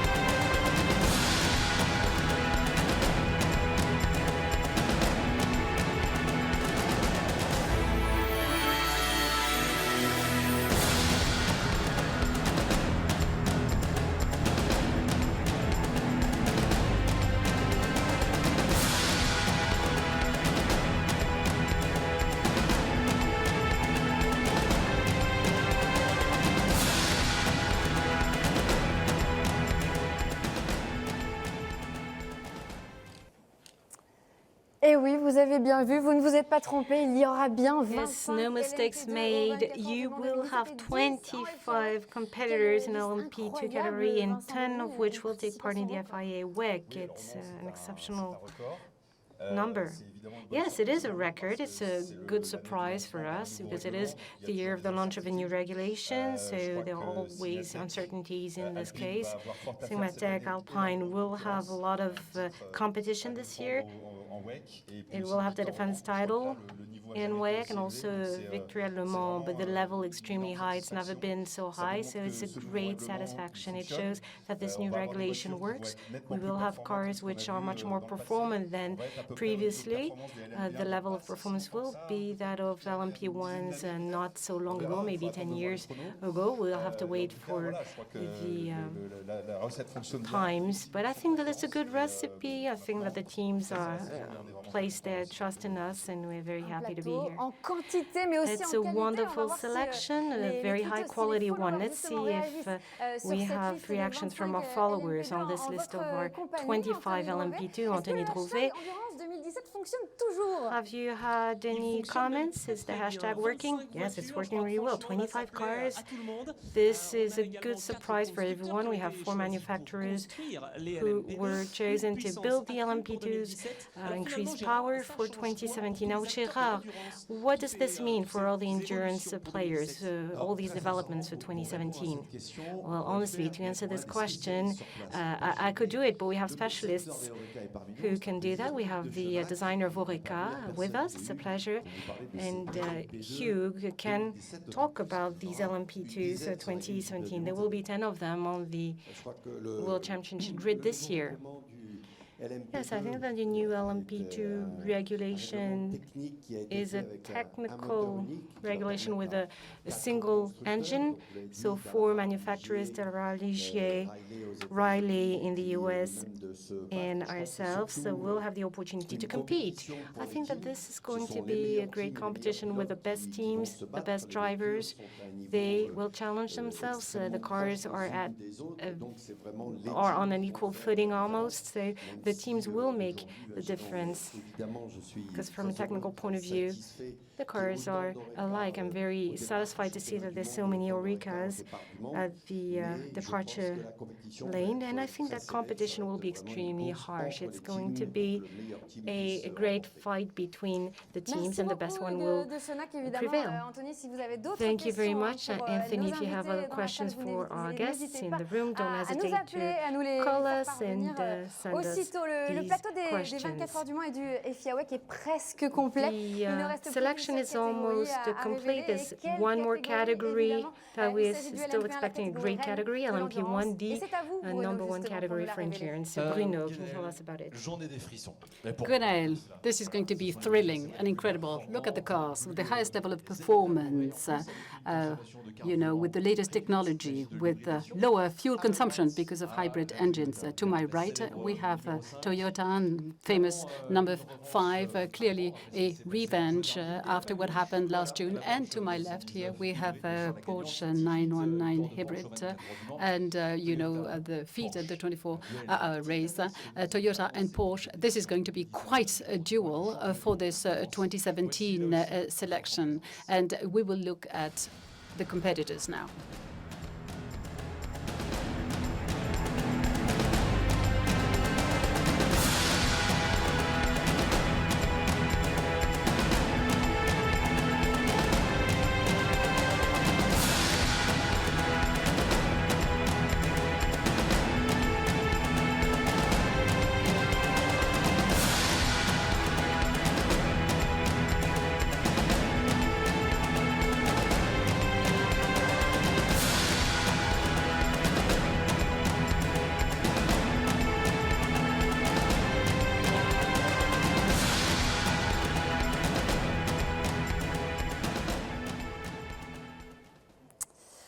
Voilà pour cette liste. So much for this list. We can only react to what we just discovered.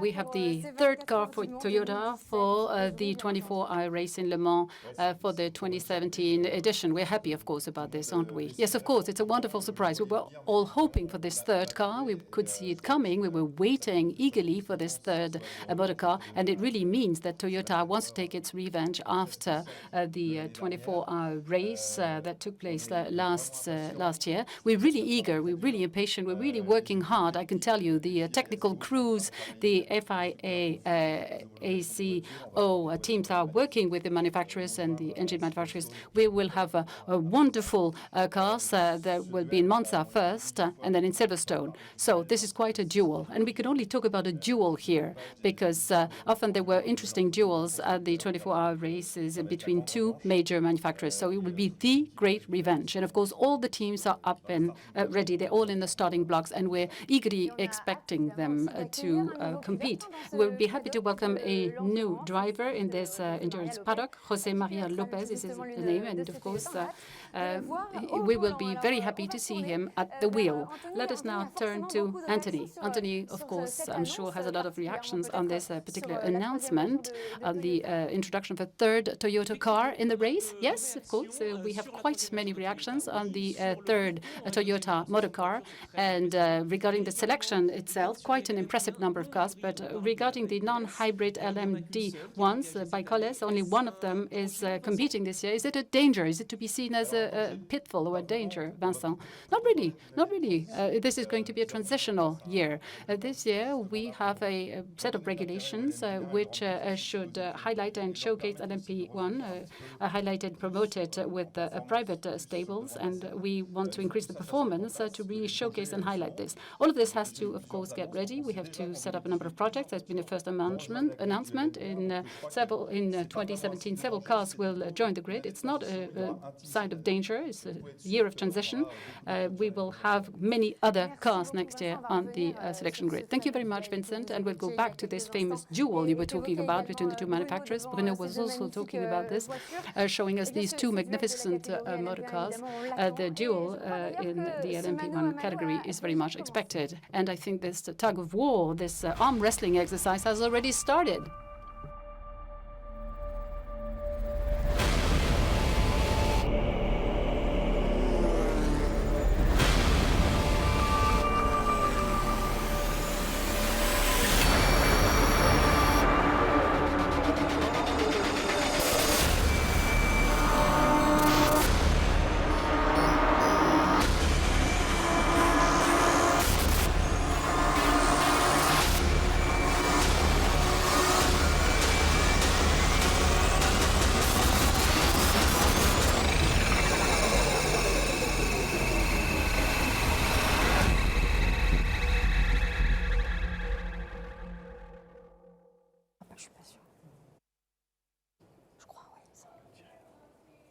Teams are Toyota and Porsche, but guys, you've got to stop. You've got to stop.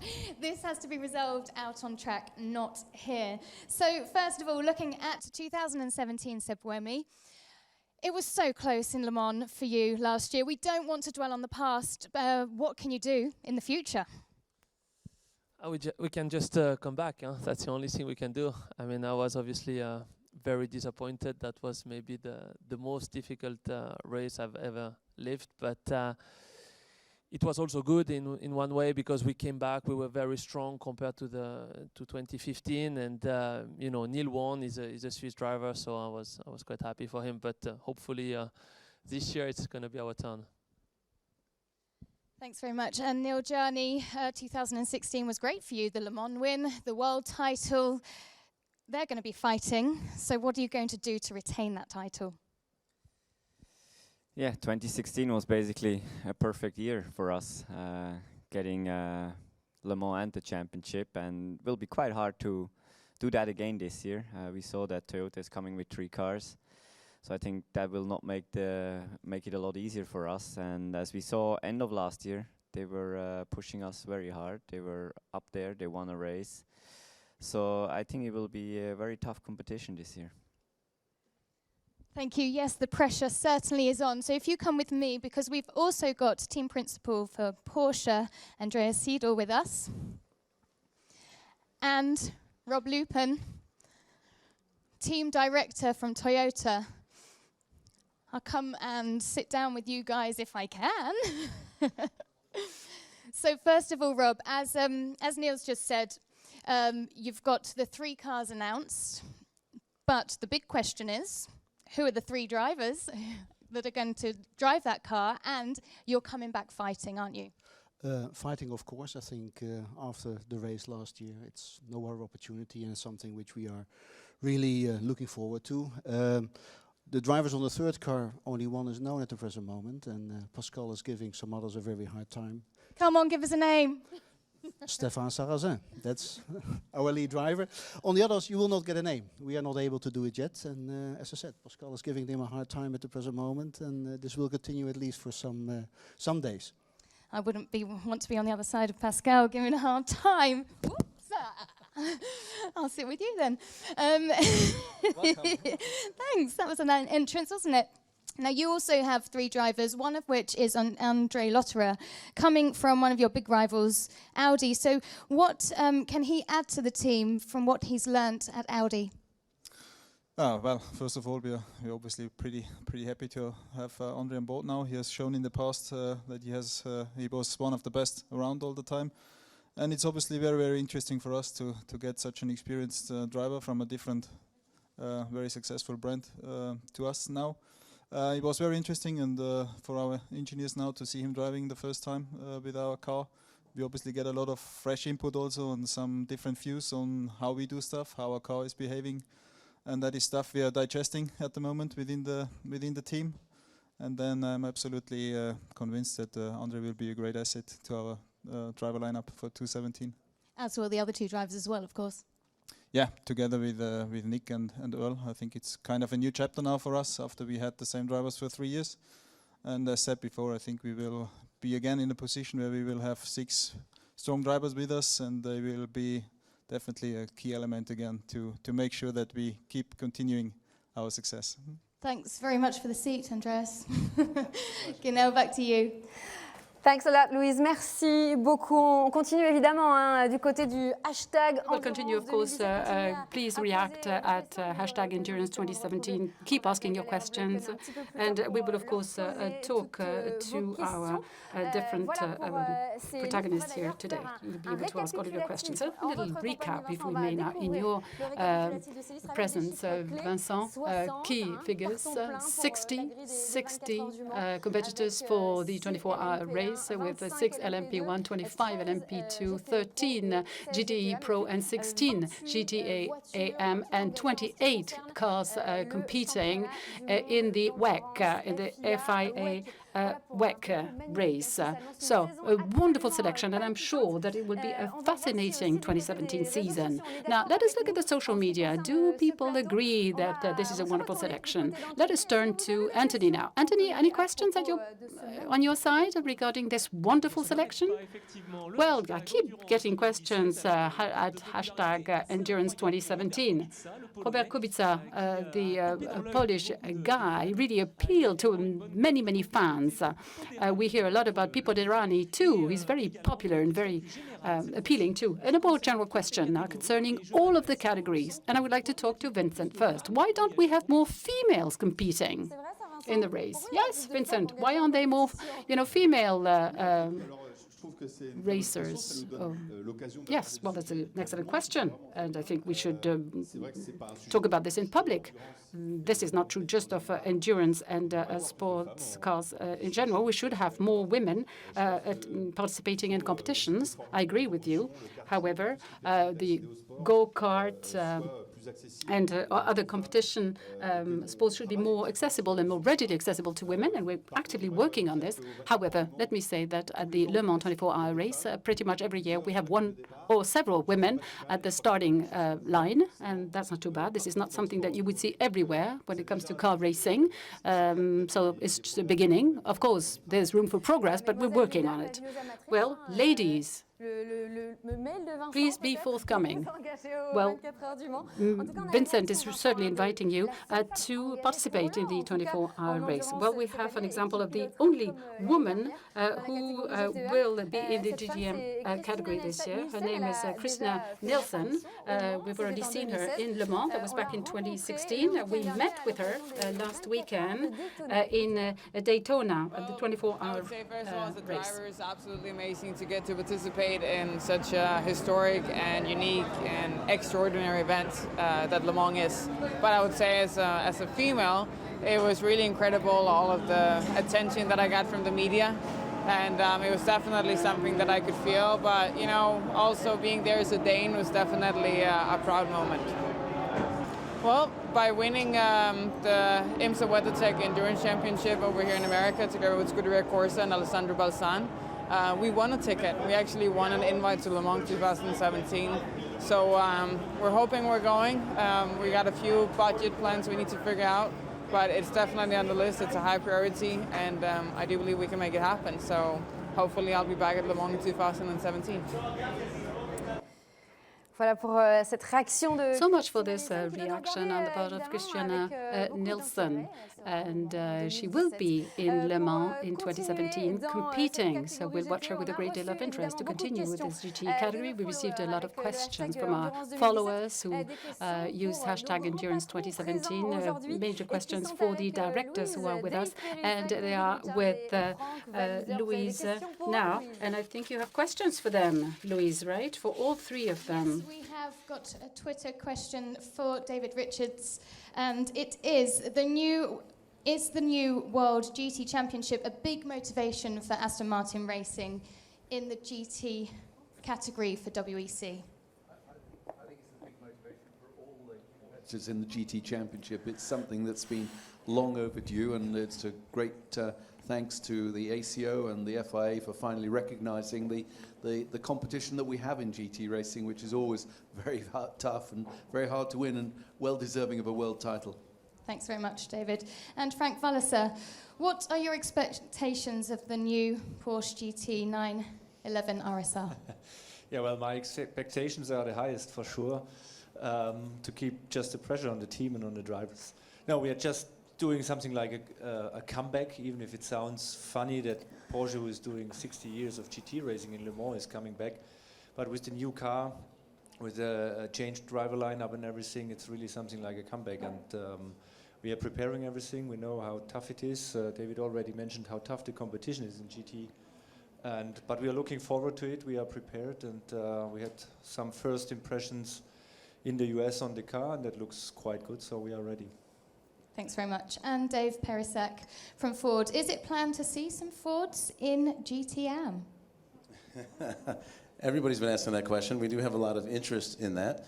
We've not made any commitments yet, but we're definitely, in fact, I'm meeting on Tuesday to discuss that very topic, so stay tuned. Is that all you can give us right now? That is all I'm going to give you for right now. Thanks very much. Back to you. Merci beaucoup, Louise. Et on va rester justement dans la maison Ford avec... Thank you very much, Louise. And we will stay in the Ford house with one of the winners of the GTM category in the 2016 edition. He would have loved to be with us. He's from Le Mans.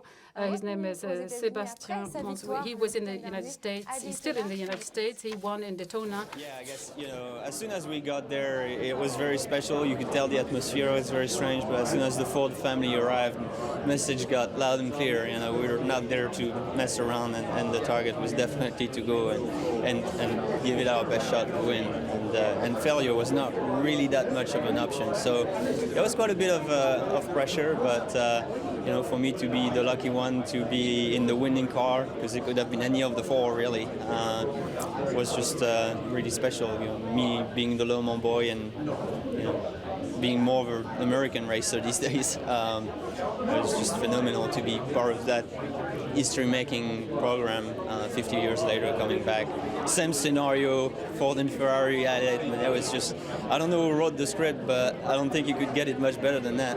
You know, the hardest thing in racing is to stay at the top. So, you know, luckily or thankfully, we achieved target number one, which was coming back and winning it. and that was very big. Now we're obviously really happy that we can say we're coming back and coming back strong. Hopefully, the ACO helps Ford to come back strong with the same amount of cars, so we don't leave our teammates behind. But really happy that we're going to give it another try, and obviously the target is to stay up there and win it again, which odds go against you. It doesn't happen very often that there are repeat winners, so we'll go against the odds and try and win it. Et après un vainqueur des 24 heures du Mans 2016 en catégorie after a winner of the 24 hours of Le Mans, we have a double winner in LMP2 categories. En 2016 que nous allons accueillir. Who won the FIA Endurance Trophy. LMP2 in 2016. I'm talking about Nicolas Lapierre. Yes, I am with him. You see the screens behind us where we get the comments, where we can comment Nicolas Lapierre's feats. Hello, Nicolas. Hello. 2017 is going to be an extremely serious year for you. You might win for a third time in LMP2 category. So it's going to be hard to stay ahead at the 24-hour race and also maybe win for a third time.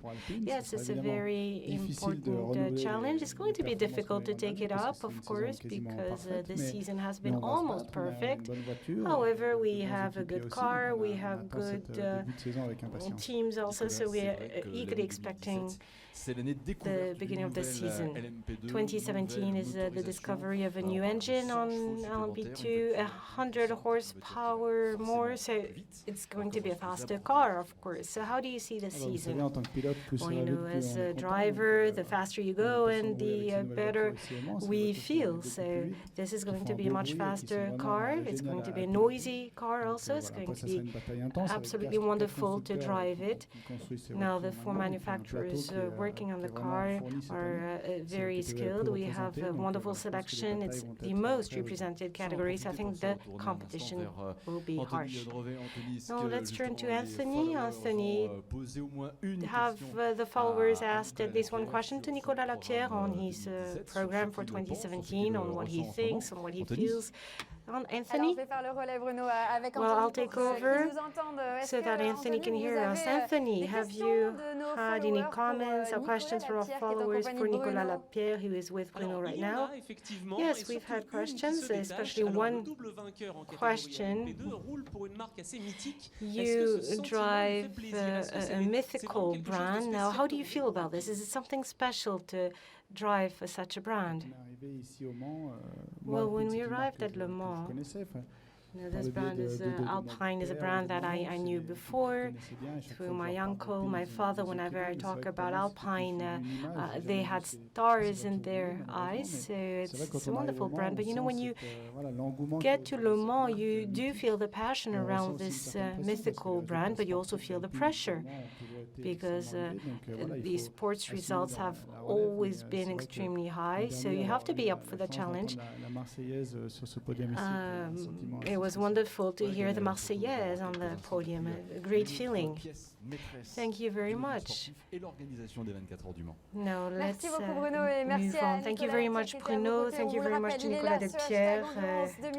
As a reminder, you can send your question to #Endurance2017.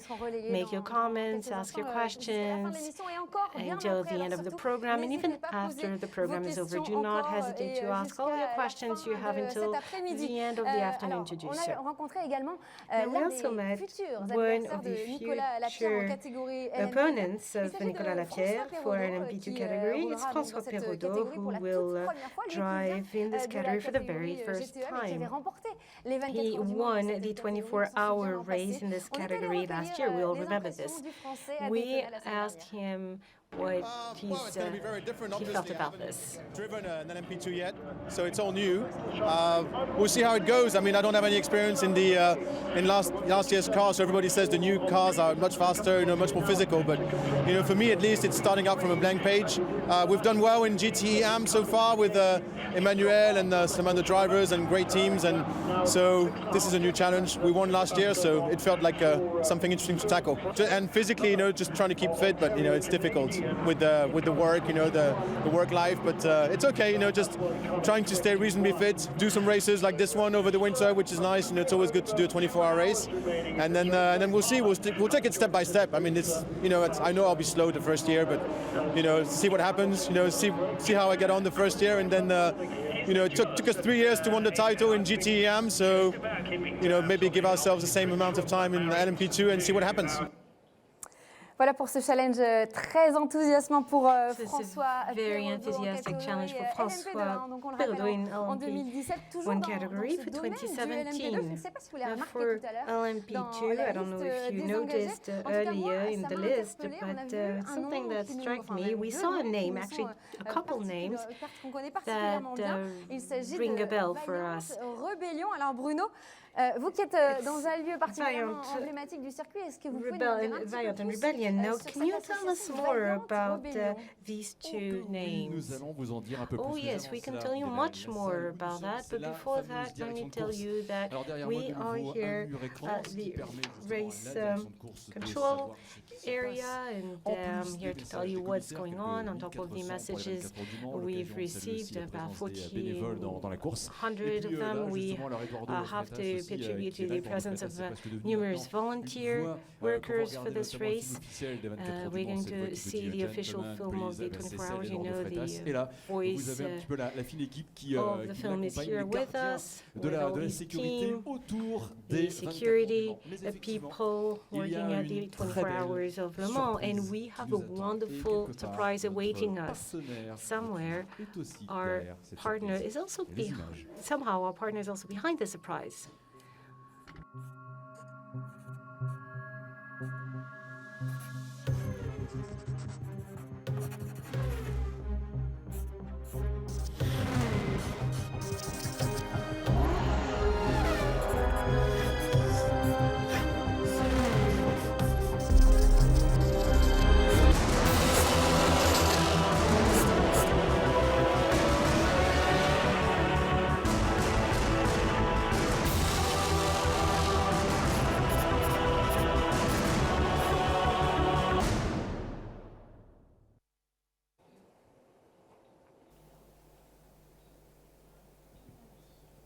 Voilà, Michel Vaillant, le retour. Michel Vaillant, Frédéric Lénard. C'est l'occasion donc de saluer la présence de Vaillant. It's a good opportunity to C'est une très bonne surprise. see this great surprise, the presence of Vaillant and Rebellion.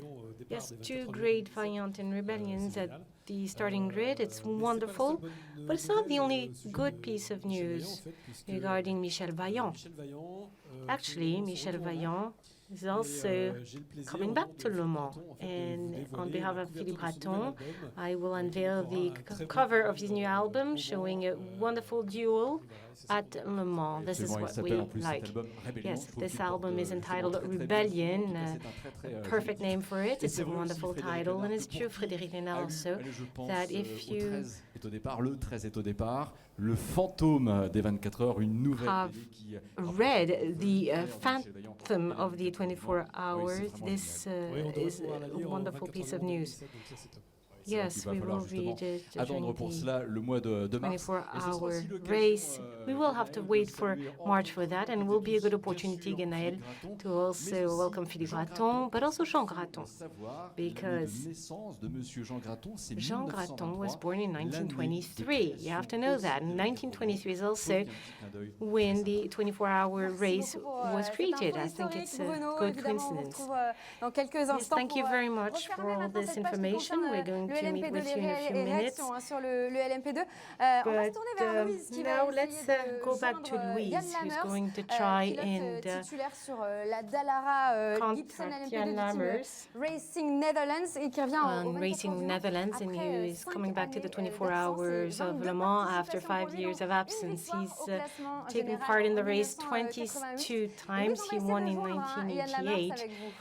Do you have Jan Lammers with you, Louise? Pleased to have via Skype joining us a man who has participated in Le Mans 22 times so far, the last time being in 2011.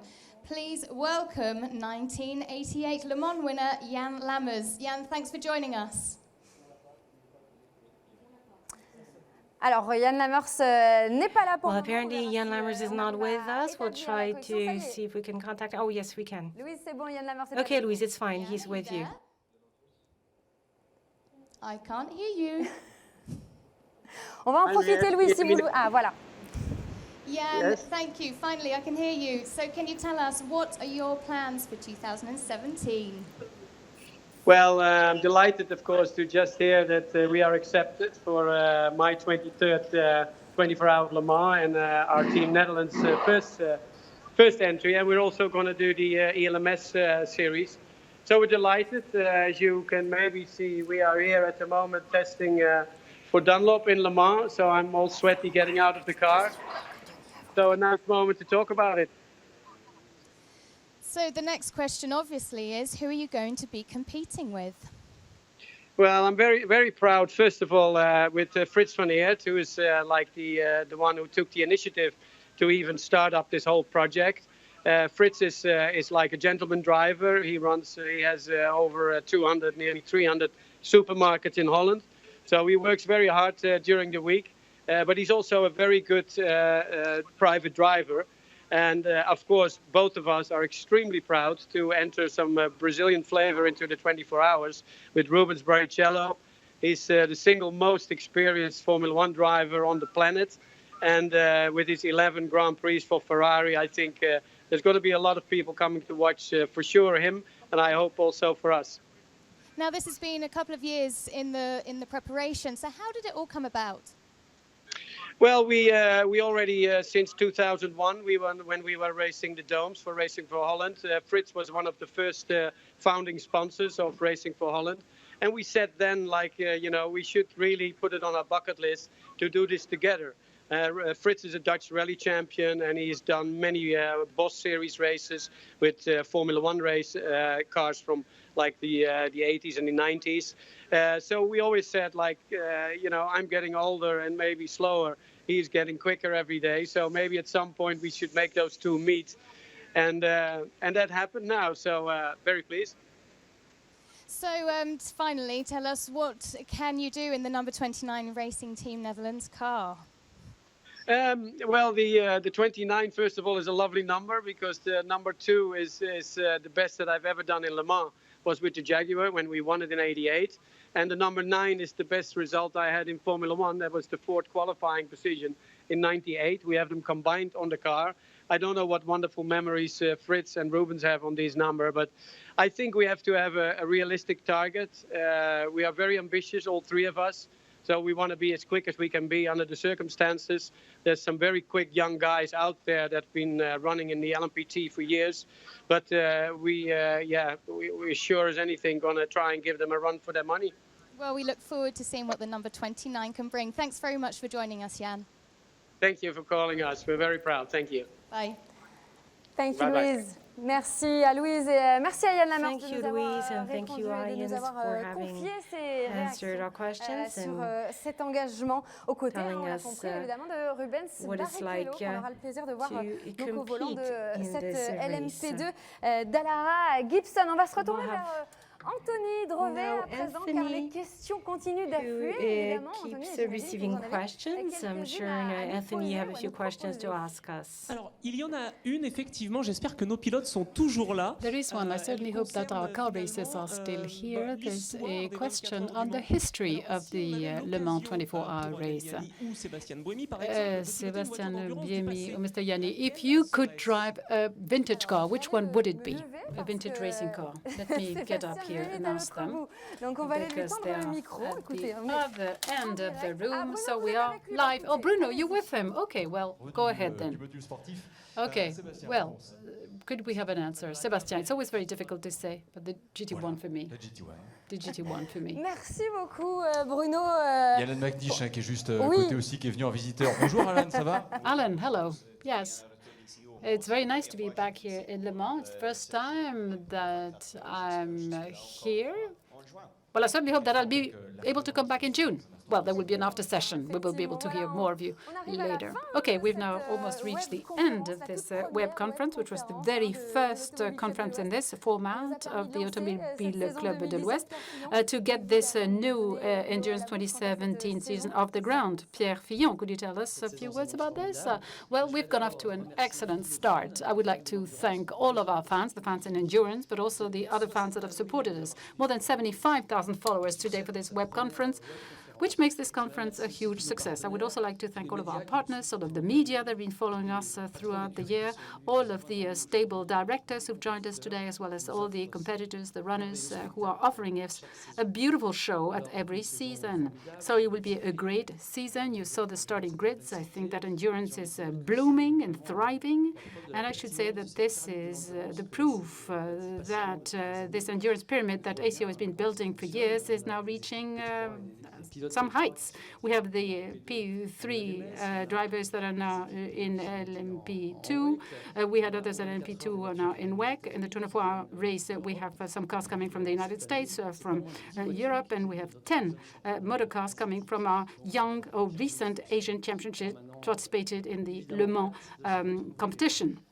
So, of course, we're eager to get back to the nitty-gritty. The first offset race will start at the end of March. In Silverstone, we will have the first real race in April. And then 17th and 18th of June, of course, we will welcome the Le Mans 24-hour race here in Le Mans. So welcome to all of you for these wonderful races. Of course, we're very eager to start this wonderful endurance season in just a few weeks. Now, we would like, before we close, to thank you, Pierre, Gérard Neveu, Mr. Dominil, and we would like to also thank the manufacturers, the teams, the crews, and the drivers, and all of you participating in this first work conference. Thank you very much to our crew, Louise Beckett, Anthony Drevet. Thank you to all of you. Thank you to the ACO and technical teams. We have offered you a format which is unique, live, and thank you very much for having followed this web conference and for having taken such an active part in the success of this web conference. We'll be very eager and happy to see you again soon in a few weeks throughout the world, and of course here in June, here on this beautiful track of the Le Mans race. And we will finish with a wonderful video teaser presenting the 24-hour race. And then we will be with Bruno van der Stick for the after session. We will continue after this web conference, so please continue to direct your questions to our guests. But first, we'll have the teaser. 17th and 18th of June 2017. Experience Le Mans. Watch the qualifying, the race, concerts, and much, much more. The 24 hours of Le Mans. In a word, mythic. A whole week of acceleration for just €82. Book now.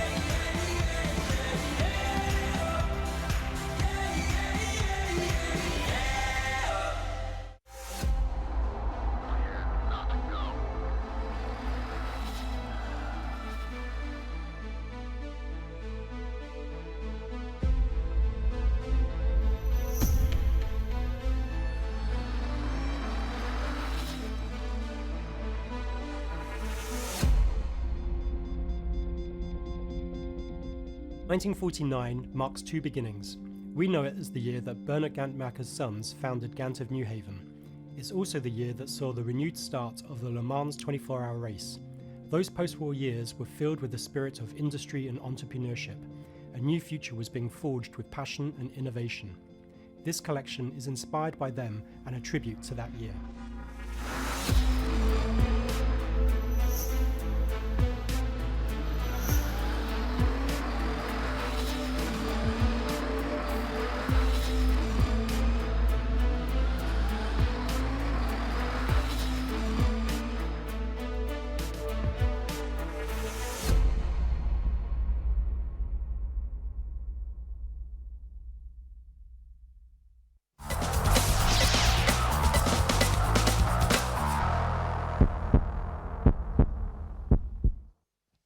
Chers amis, très heureux de vous My dear friends, we're very happy to see you again for this after session, after the web conference, and we will now look at your questions that you posted on #Endurance2017. Do not hesitate to also post your snapshots, your photographs. What are you doing right now? What do you think about what was presented in the course of this web conference? Does it meet your expectations? Anthony Drevet is going to tell us about your questions in a few minutes.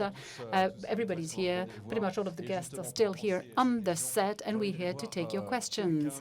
And I would like now to talk to someone. Ever since I saw him arrive on this set earlier on, so many things happened last June. Of course, you will remember with the motorcars that some people thought would win and which did not in the end. So it will be interesting to hear him talk about it. It must have been difficult for the team to manage the aftermath of such defeats. And it was difficult also to find a way of fueling one's motivation. And if you remember the end of the 2016 season, and between then and now, you have to refuel the motivation. We will now talk to Pascal for Toyota. For those of you who are here, thank you very much for bidding Pascal Basso a very warm word of welcome. We're very happy indeed to see him and welcome him on the set. That's it's now 17:20. We will be here until at least 17:45. So we are expecting your questions. So, Pascal, what are your impressions? What were your impressions when you came back here today, when you entered the 24-hour race track? Well, in a way, it's always a pleasure, almost by definition. I have a true passion for car racing, and this brought back memories, of course, memories which for a number of months we tried to put behind us because of the defeat. Well, of course, you're going to have to face some competition. There was the World Endurance Championship, was victorious. And the excellent news today is that there are 3, no less, Toyota cars taking part in the Le Mans course. Thank you very much for the 3 cars. Well, it's a bit too early to say thank you. We looked at the statistics, and we saw that twice we had failed with a absolutely identical scenario, a car that had a minor failure and one that had an accident. So twice in 3 years. So that's why we decided to add a 3rd car. So we did our math and we thought, OK, this year is the right year. Well, I got the feeling that there was almost some compassion or empathy shown to you, which was absolutely great at the end of the day. There was a lot of compassion. I remember the tweets. I remember Deschenais who said that when he opened his telephone the next day, there were 400 SMSs, text messages that he received. Well, you know, everybody was behind you. The audience, the supporters were behind you. Thank you to Toyota for what you did, for what you have continued doing despite it all. Yes, we were really surprised at the actual reception that we got and the empathy that we triggered. We wrote the history in our own way, but not the right history. That's why this time we're here back with 3 cars to write history, but in a good, positive light. Before we ask Anthony for the first questions, what is going to be completely different in the Toyota 2017 edition compared to 2016? Well, what are the differences? First of all, there's a new regulation, as you know, in force. So we have the aerodynamic properties that had to be altered because of the new regulations. So we've changed that.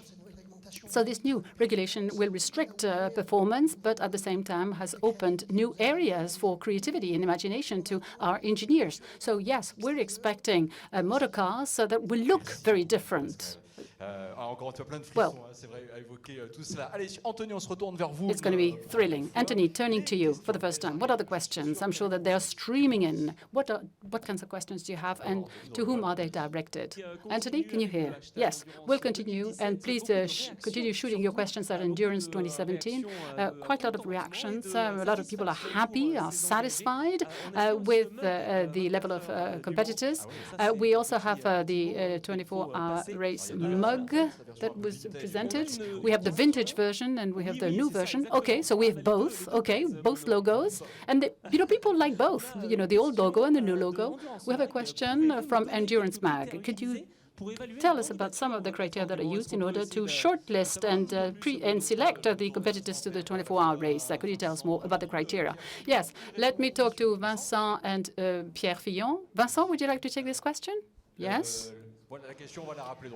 So what is the question? Anthony, yeah, in order to be selected in the 24-hour race selection, what are the criteria? There are many criteria. The selection committee has to look into these criteria.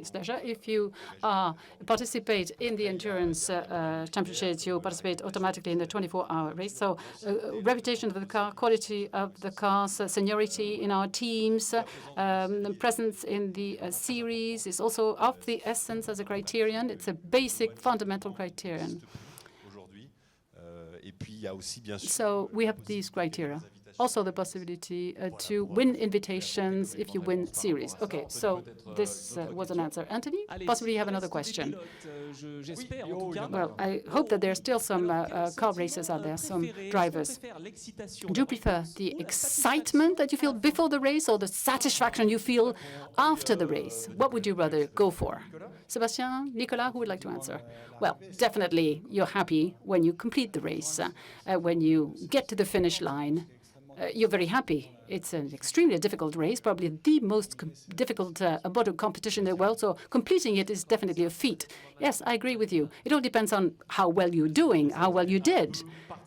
Well, this year was, let's not talk about it. Can you spend one day not thinking about the bad memories? Well, yes, of course I can. But, I mean, even if we win this year, at least I hope so, we won't forget, the bad feelings we had last year. But it would certainly contribute to forgetting what happened last year. We have Alan McNish with us. Alan, of course, we have the Audi season.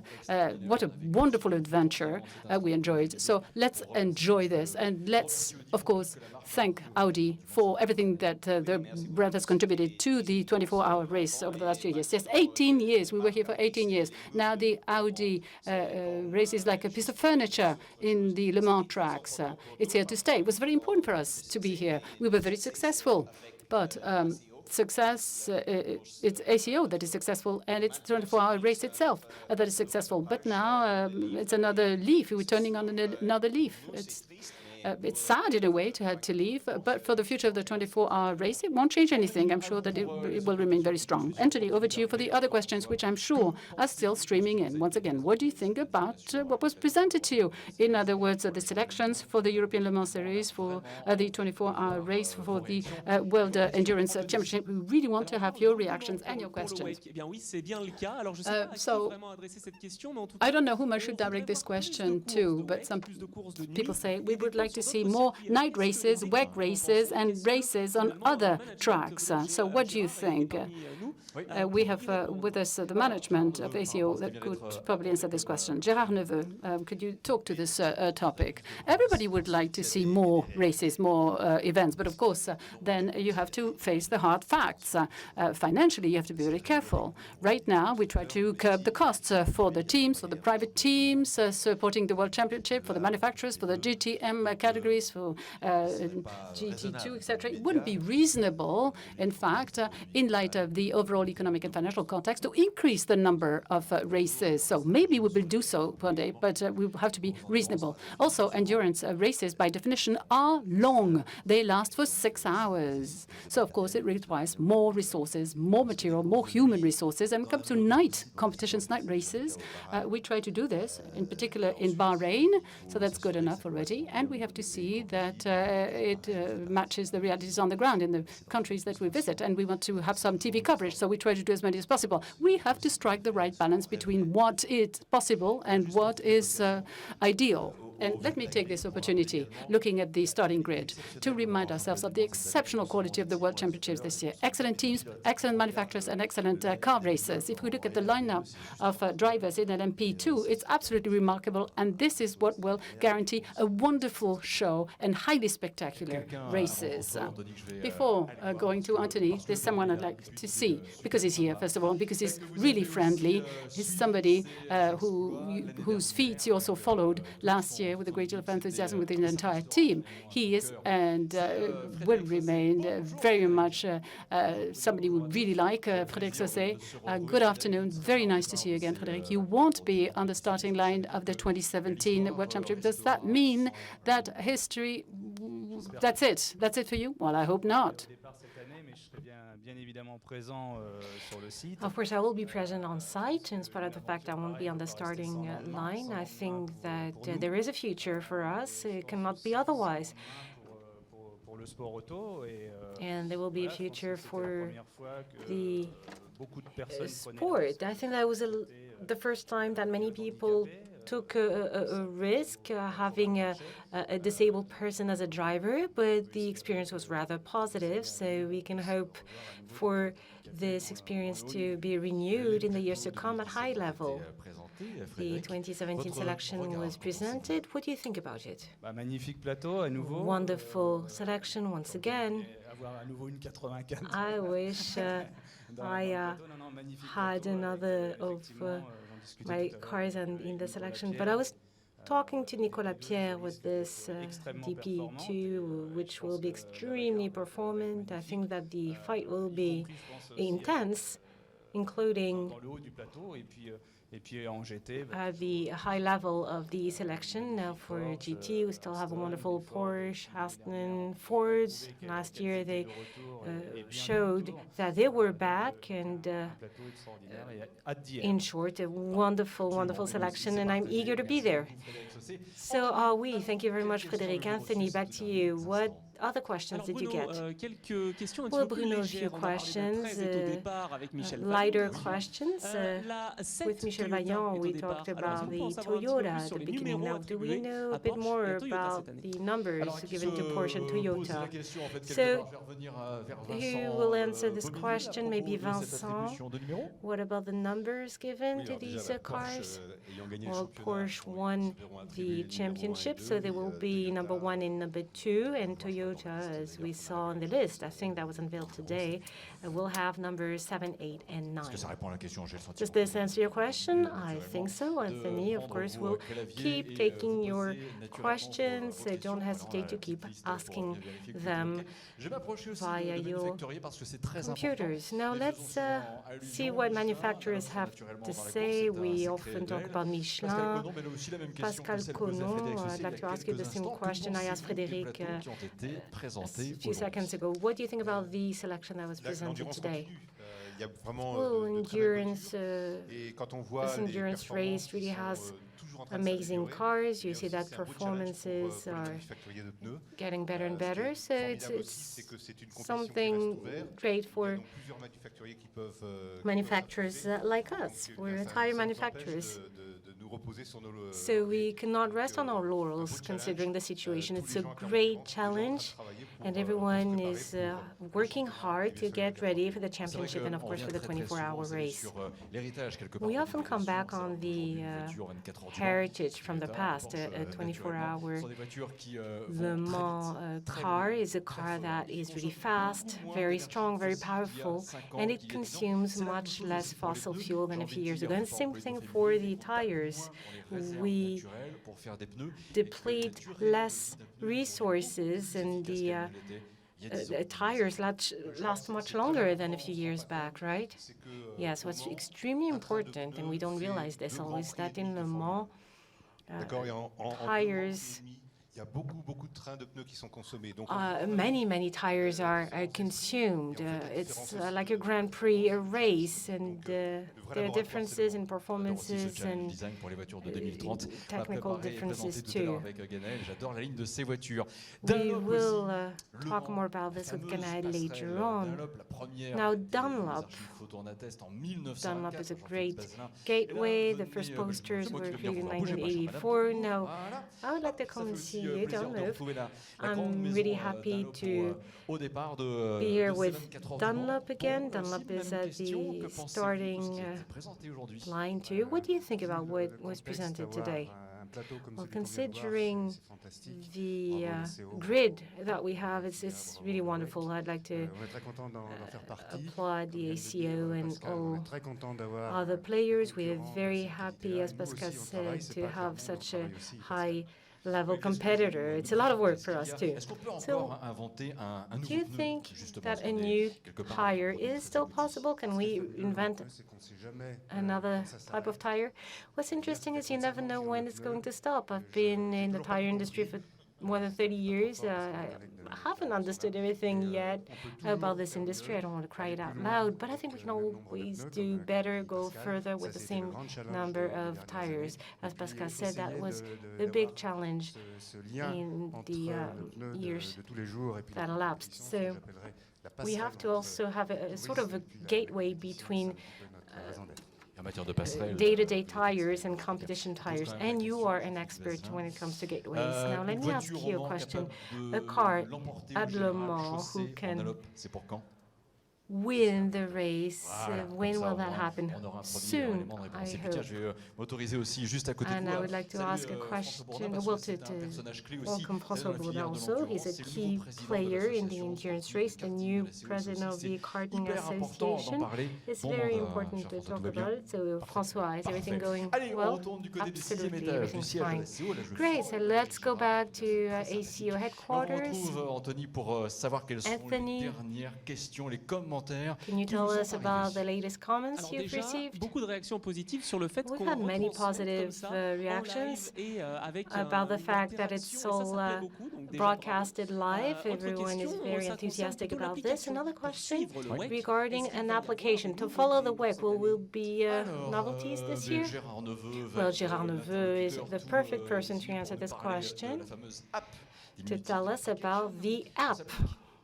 Standing for application. Yes, the app has lots of different developments over the years. We will still have the possibility to see the program streaming, have the timekeeping information also via this app, and lots of films, because we have a dedicated team working on everything related to digital technologies and the application. So this app will be more interactive than in the past. I'd like to seize this opportunity to say that in Silverstone we have a brand new internet site for the World Endurance Championship, a renovated site, extremely interactive. Thank you very much. Let me turn to two other people we haven't heard yet. Dave, of course, we all remember the fantastic victory last June, 50 years after the first of the four Ford victories at Le Mans. But after, what happened? I mean, have you been, from why not a marketing aspect, satisfied because of this success at Le Mans? Oh yeah, I mean what the GT has done for us in racing, you know, in the series has it's just done a fantastic job for us from a marketing perspective, polishing that oval and getting our message out across the world. So yeah, definitely been hugely important for us, and we're looking forward to. We're very pleased today to have all four cars back again to try to defend our position. What do you think of the entry list, even with LMP cars, and of course the GT Corvette is back, of course the Ferrari, the Aston Martin, and others? Your opinion? Porsche, of course. Yeah, no, it's exciting to see the entire list. I think the GT category is the best it's ever been, and I think the racing is better than it's ever been. So it's the fans benefit from that. We're really excited to be a part of it. David Richards qui est à côté, question aussi à vous. Oh, j'ai envie de I have a question for you also. I'll ask my question in French because I know you speak French very well. I love the UB11. It's wonderful. I hope we can try it one day. You're happy, right? Yes, absolutely. My French is, but no, I think this year is going to be another exciting year. I think the GT category every year produces some great racing, and you know, we've got great competition this year. Another manufacturer coming in the future as well, and hopefully even more competition. So it's no, we're really looking forward not just to Le Mans but the whole WEC Championship. The presence of Aston Martin for the WEC and for the Le Mans race is a long history again. Yes, it's a long history going back down to the 1950s when we started, but a big gap in the middle. But the last 12 years we've been back every single year, and we intend to come back for the future. Thank you very much. Question également à Hugues de Chonec aussi pour avoir son témoignage. Thank you very much. Another question for Hugh, and then we'll go back to you, Anthony, and then we'll have to leave it there. Even if we love this kind of discussion, we could go on talking for hours. How are you doing, Hugues? I'm fine. It's a great presentation, so I'd like to really extend my congratulations to the president of the ACO. We were all eager to see what the selection would look like for the different races. Orica, we mentioned it already, but let's come back to that. We will hear that name a lot because we have a lot of Orica production. That's good for you, isn't it? Absolutely. But as Nicolas Lapierre said earlier, the most important is to hear this name on Sunday, and we'd like it to be on the highest step of the podium. It's a great challenge. What is really important for LMP2 is to have a real team competition. And for the drivers, we'll have many new LMP2 drivers, so it's going to be extremely attractive. I think that this championship will be a team and driver championship that will be extraordinary. Anthony, let's get back to you with new questions. It's all very spontaneous. Anthony, we'd like to know what the internet users think about all this, so it's still time to ask you questions. I'm still receiving lots of questions. People are extremely enthusiastic. People want to stay with us. They don't want to leave. So two main questions. I'm going to talk about ELMS. ELMS is like a springboard, according to fans. Why not have an ELMS race alongside the 24-hour race? That could be interesting. And another question. We often talk about men and machines. What about driverless races? That's an excellent question. Let me get back to Pierre Fillon. Could we have your comment regarding the ELMS and 24-hour races? Well, ELMS, you know that the 24-hour weekend is extremely busy with the race, and there's also the Road to Le Mans, a very important event with the Michelin Cup. This year we'll have P3s and GT3s, so it's a beautiful race, and we will have a surprise this year, but we'll come back to that later. Vincent, what about driverless cars? This doesn't exist. Will it exist one day? We know the industry is working on this. We have a clear line at ACO. The 24 Hours of Le Mans, the WEC, ELMS, all these series are about sports, and sports have to be practiced by human beings. So it's out of the question for us to have cars without drivers. Now, regarding to technology, of course, we have to be aware of the fact that the technology is more and more going towards driverless cars. We have to follow what technology is doing, but we will keep drivers in their seats. Thank you very much. What do you think of the presentation of today here at Le Mans, and of course the entry lists? I say the list because of course the P cars and the GT cars. Well, number one is the presentation with the new format is really innovative and very welcome. Also that we can participate worldwide and have a lot of spectators, and the interactive format is more than welcome, really good. And for sure the list is again impressive. It's every year impressive, but it improves. It gets more and more international. Also the important Asian market is reflected, what we very much welcome.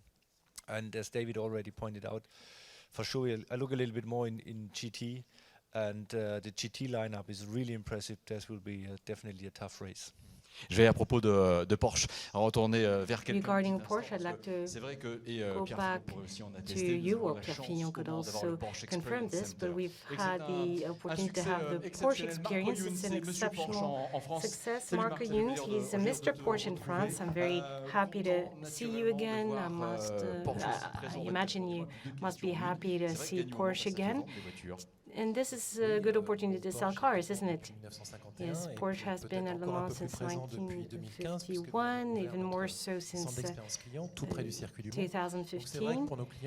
So for our customers, it's true that this is part of the DNA of the brand. We see it on a daily basis on the racetracks. We have a very active car and engine. Porsche has lots of drivers. We have many drivers like Patrick Pilet and others, Mathieu Jaminet, who's just joined the driver program. So Le Mans for us is a sort of a funnel that makes it possible for talented drivers to go up the ladder and sometimes reach LMP1. Voilà, il a tombé son blouson, mais ça je le comprends. Someone else I'd like to pour me see. tuer parce qu'on avait envie de saluer cet engagement. We really Et wanted avec vous aussi Rébellion, parce que vous serez de l'aventure. Talk about Rebellion, because Rebellion will be important.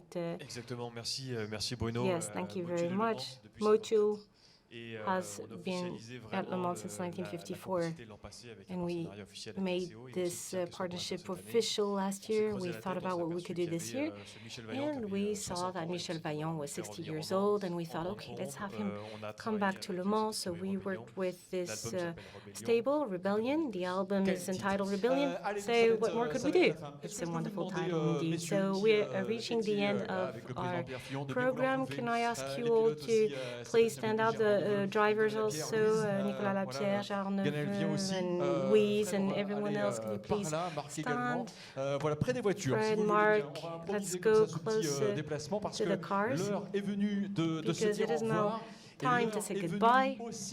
It's also time to thank you all. Voilà, se dire au revoir sans le faire. We cannot say goodbye without all of you being here together next to those extraordinary cars. This is the magic of the 24 hours of Le Mans. We do hope that you are all as enthusiastic as we are.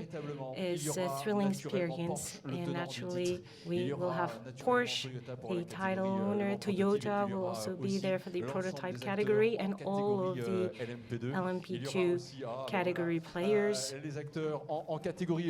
We will have the GT players.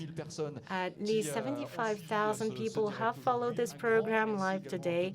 I would like to also thank all the press service team and Pauline and everyone who worked on this event. Now for the 24 Hours Museum, it's also the year of a new program. I would like to also extend my thanks to all of those who work year-round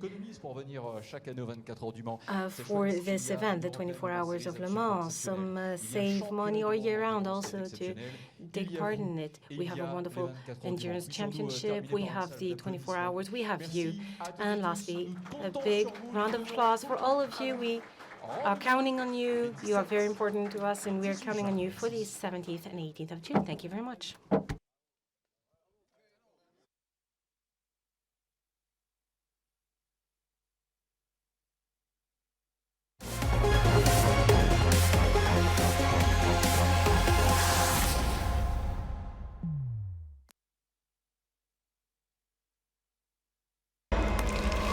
We are racing the 84th running